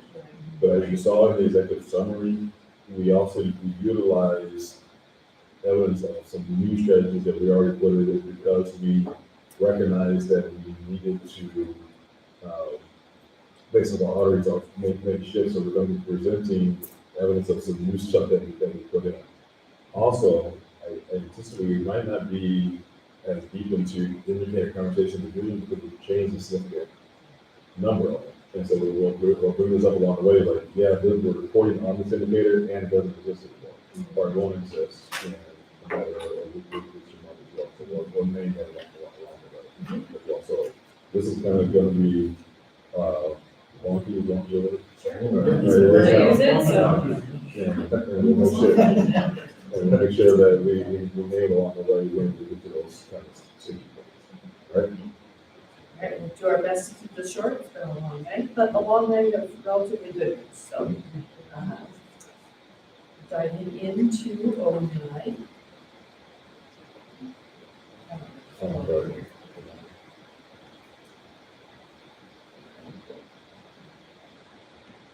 It's the new golden clicker.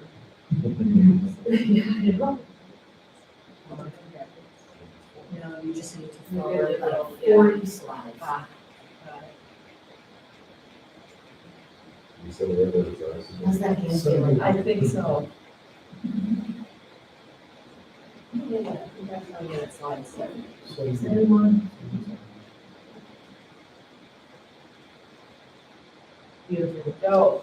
All right, the OE9 that we know and love is on the screen for you for your information. And then moving on with evidence and compliance information, OE9 1.1 is simply the existence of a climate survey, and we do have that in place. OE9 1.1a is a question about the percentage of parent respondents who report they agree or strongly agree that the Verona Area School District has a culture of two-way communication. This was at 54% in 21-22 and 52% in 2022-23. And as Dr. Clark mentioned, this is one of the indicators the board has discussed and decided that there may be a better instrument or instruments to provide evidence of compliance with this indicator and has been in agreement that working with Hanover Research to explore the development of such a different tool would be the way to go, and we have started on that. Also, some new learning, talking about as well, that 65% of the student lofty at best. Looking at the national trends that we gave at the workshop. Which those were just kind of our guesses, right? Like we knew they were gonna fluctuate. Yeah, and I don't think, but my son was, I don't want to lower it now, Yeah. that we put out there, just, I really don't. But I just think how we get there and what question are we asking, and when you get it right, it's going to be really, really crucial. And, the way it's working, and the way it's working, it's on a national trend.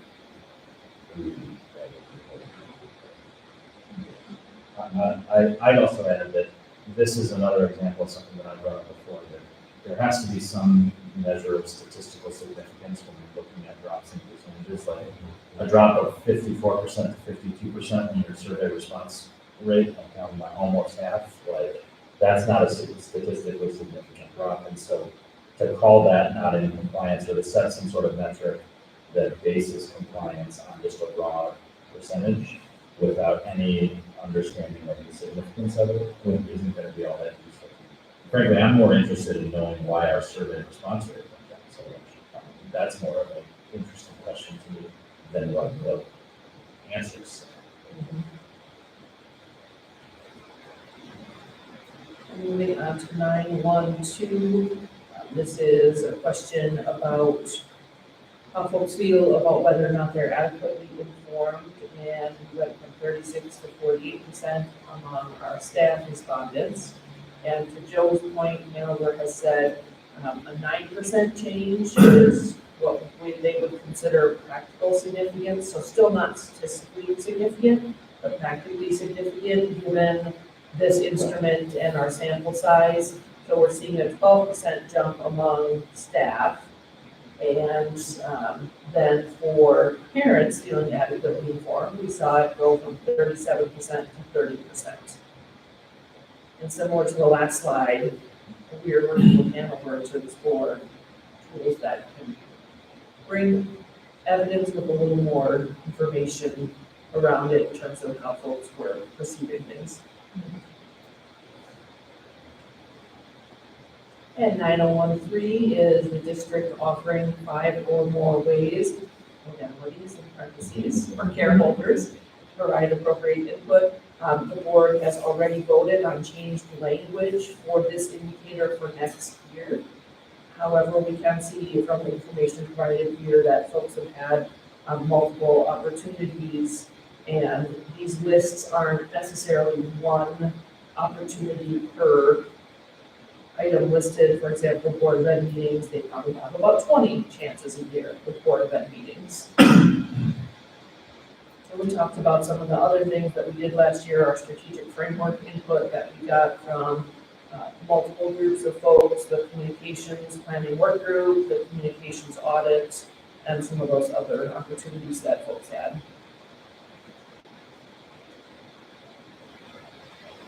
OE92 is somewhat categorically different than OE91. These are really focused on sort of a process outcome of did we do something? Looking at did we provide annual academic information to the public? Yes, we did in the form of our annual academic reports that we shared out with the community this past summer. And that OE92 also has part B and C, which looks more at operational and budget information, and that was also shared out with the public this summer.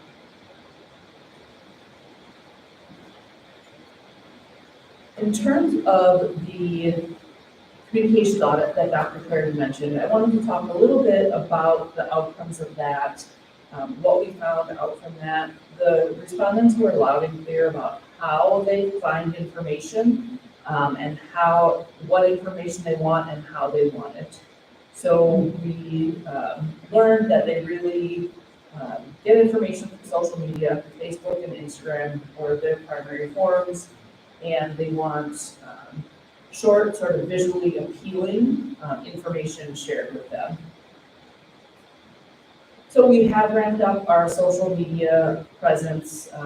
We have a social media and communications assistant, Karen Gavaretta, so shout out to her. She's giving us all an education on social media and has really helped us move forward with this.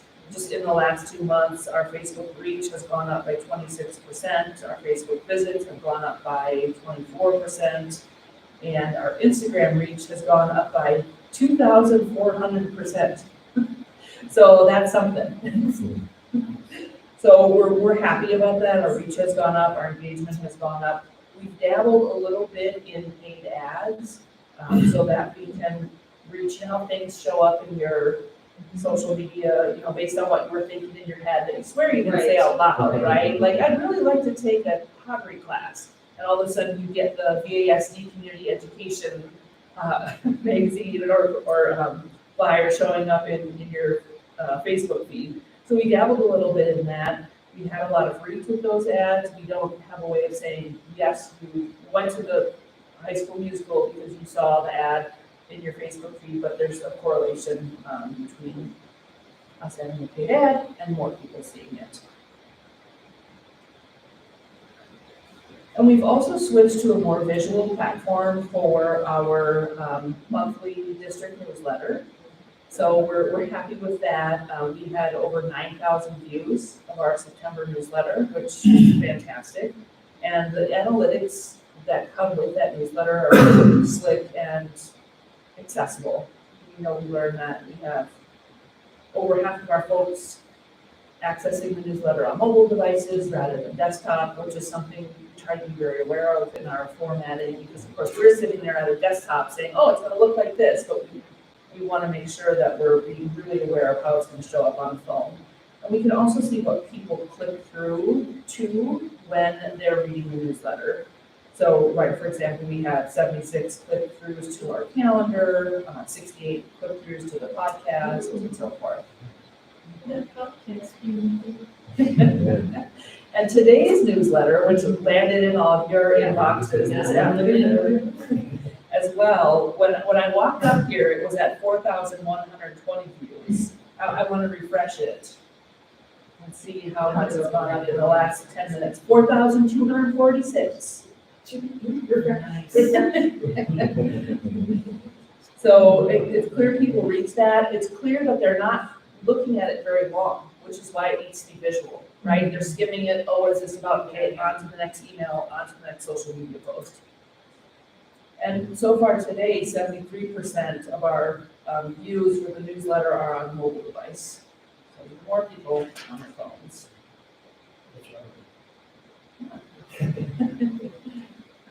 So that, as we're looking ahead, some key takeaways is that we're making changes based on feedback and input we got from our families and our community. We are providing the information they asked for. We're providing it in the ways they asked for it. And then what's next is, as we talked about, working with animal research to develop our evidence metrics. We are launching a new website tomorrow morning. Wow. Yes, and we're excited about that. We've been working on it since January, so huge shout out to Missy Dorn. She has put in so much time and has really become an expert. We were on Blackboard platform, we're moving to Final Site. She has really become an expert in that, so we're very lucky to have her, and all of the many, many hours she has put in. And our state secretaries at schools, they are, among everything else they do, the main web page editors for their schools. So in addition to everything else, they attended training, they worked hard on getting their sites ready to go. So I want to be thankful for all that they have done. On the new website, what parents said was, we don't want a fancy, glittery website. We want to know, what's my kid having for lunch? What about the bus? When do we have school? We not have school. So we really tried to focus on streamlining it, making it cleaner, And we'll really be encouraging folks, the global icons at the tops of your page are, near the photos on your page is where you're gonna find all that information. You can click through one click and get what you're looking for. So we're trying to be very responsive with that. Working on finalizing our communication plan, and we are happy with a history of change and progress and to keep moving forward. What questions or thoughts might you have? So just really, first, I want to thank you so much for presenting and continued work. As I opened up, like, this is going to be so unique, and I also want to address Joe's question, so I wrote it down. So we didn't use it. But in the world of communication, and knowing how vital it is to our success,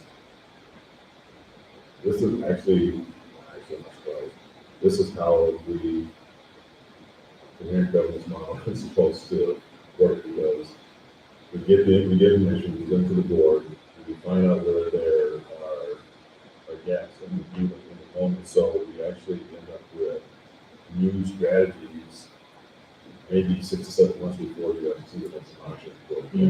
Which I don't know how to fix that piece of it, but you're kind of getting both ends of it.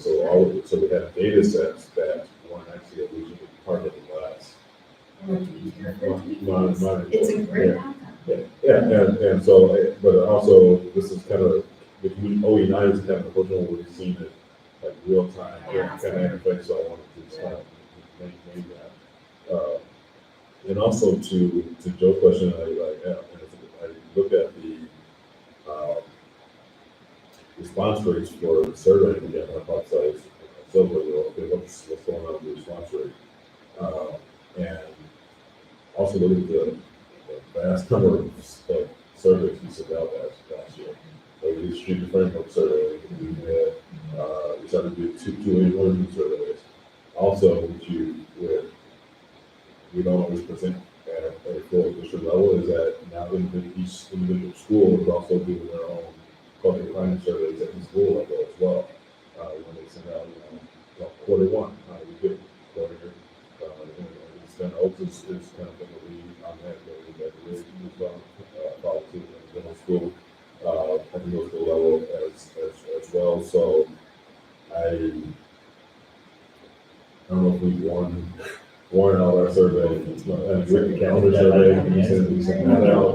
Yeah, and so I can't say that we have a decent on that. I think this is pretty fair about this and why I'll get it. And we're getting so much fast information so fast through social media, through our university, our budget outlet, the school, and everything as well. So to say that I don't know that it's going to go up that much. It's just kind of like, Well, and I think that's a very good point, and something that we should keep in mind when we're setting targets. Yeah. That the lower the response rate, the higher the impact of a single person's negative opinion. Like that, we're gonna see more fluctuations in answers. And Hanover Research is still pretty impressed with our response rate. I did talk with them today about our staff response rate, and of course, their suggestion, which we do sometimes, is have them do it in a meeting, so that everyone's, which is what we did with the strategic framework survey. We had time built into a meeting, hey, we're all, here's a chance for you to give input. So that's something to consider. Of course, we always want to weigh that with having staff together in a room is precious time, and there's a lot of things on their dance card for that time, so it's something for us to consider. so with that, we'll come back to you. Yeah. Any further questions while we have Marissa here before we start the discussion? Yeah. Did you Rest announce that in that the morning. before? I know. Or was that so secret? We didn't want to put it out there. We've been working on it since January. Yeah. So probably, there may have been something, but we had yes, exciting. So and this next week will be sort of a test week, so we're putting it out there a message will hit your inbox tomorrow morning that, hey, you'll see us switch today, but we're really kind of testing it this week, and then we'll be ramping up to sort of an official launch for November 1st.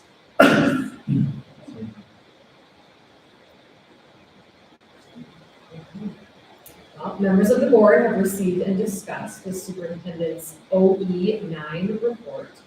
Now it's the board's responsibility to consider the report as evidence of operational compliance. So I'll now accept a motion to accept and approve this report as presented. I move to approve O9 as presented, as in compliance with exceptions as presented. Any further discussion? Is there a second? Awesome. Thanks, Joe. You have that one. So we have a motion from Nicole, a second from Joe to approve OE9, communicating with the public monitor report as in compliance with exceptions as presented. All those in favor signify with aye. Aye.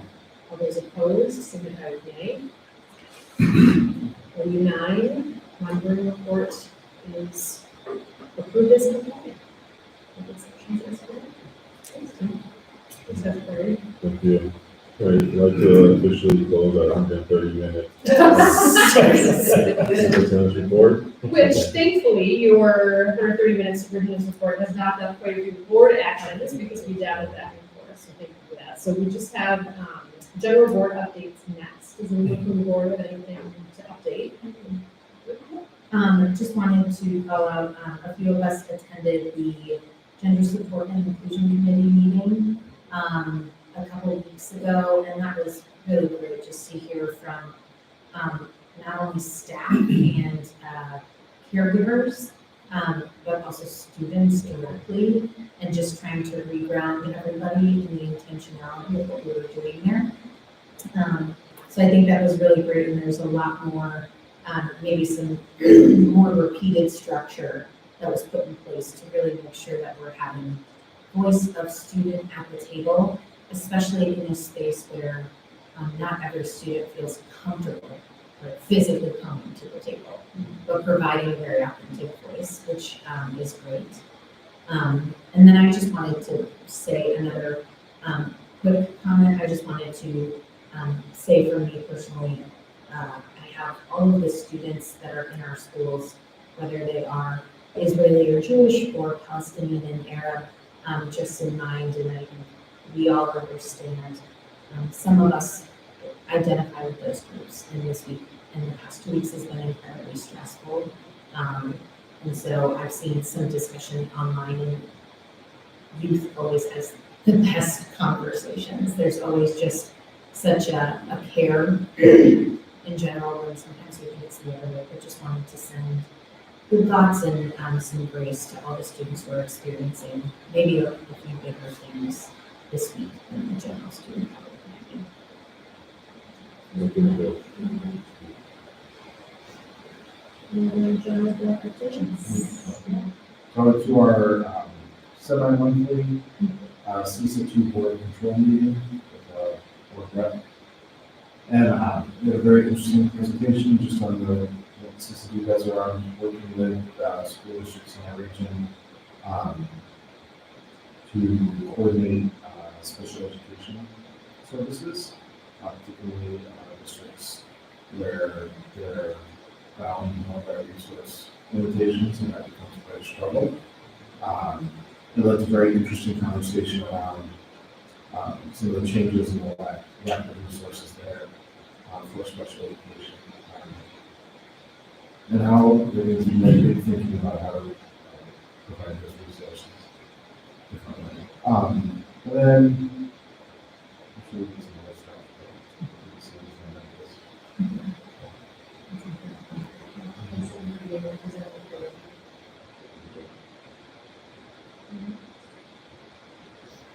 Just one little heads up to the group who's talking before the meeting that information will start to be coming about who is registering at the Speed Conference in January. So I think we'll just take some time to revisit official delegate, and even being thoughtful going into this year's delegate assembly, and perhaps maybe workshopping just for a short time before meeting, before the delegate assembly, just so we can have some time to just grapple if needed about the resolutions that may be discussed, or just to support who our delegate may be.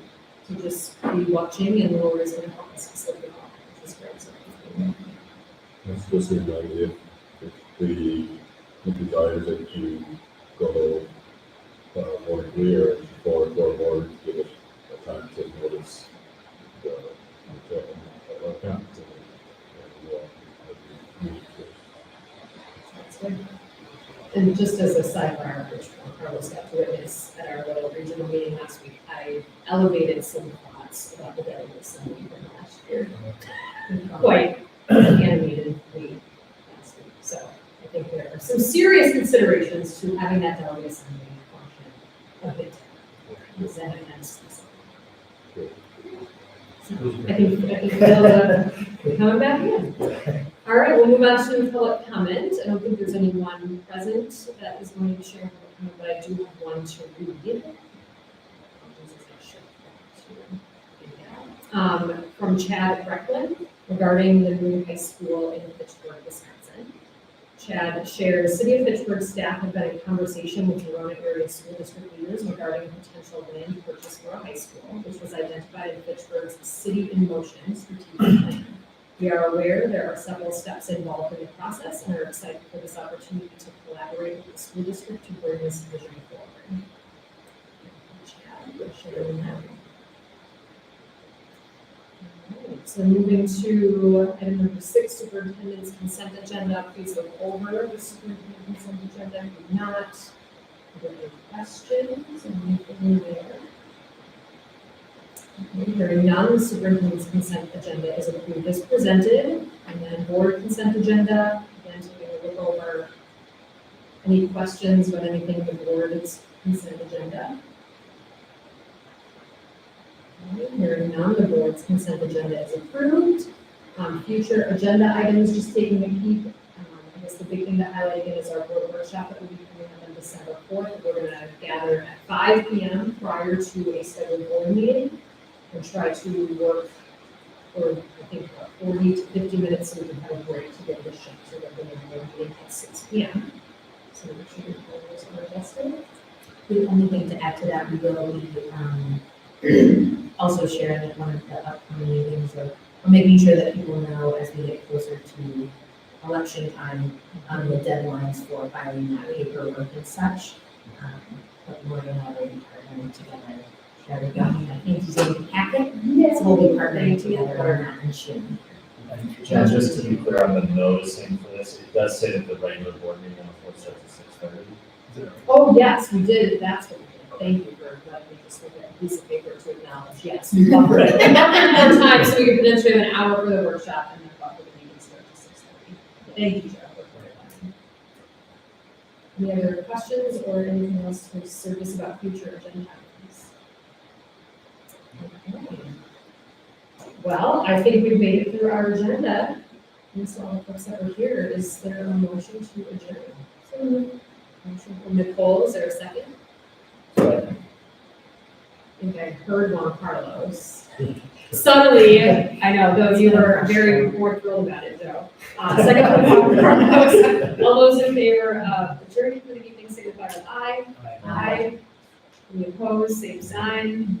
You want to stay? He wants to stay. John, you're staying in the room. We are officially adjourned. You can say Thank you that. all. Lori. Should delegate to That's right. everybody to work with.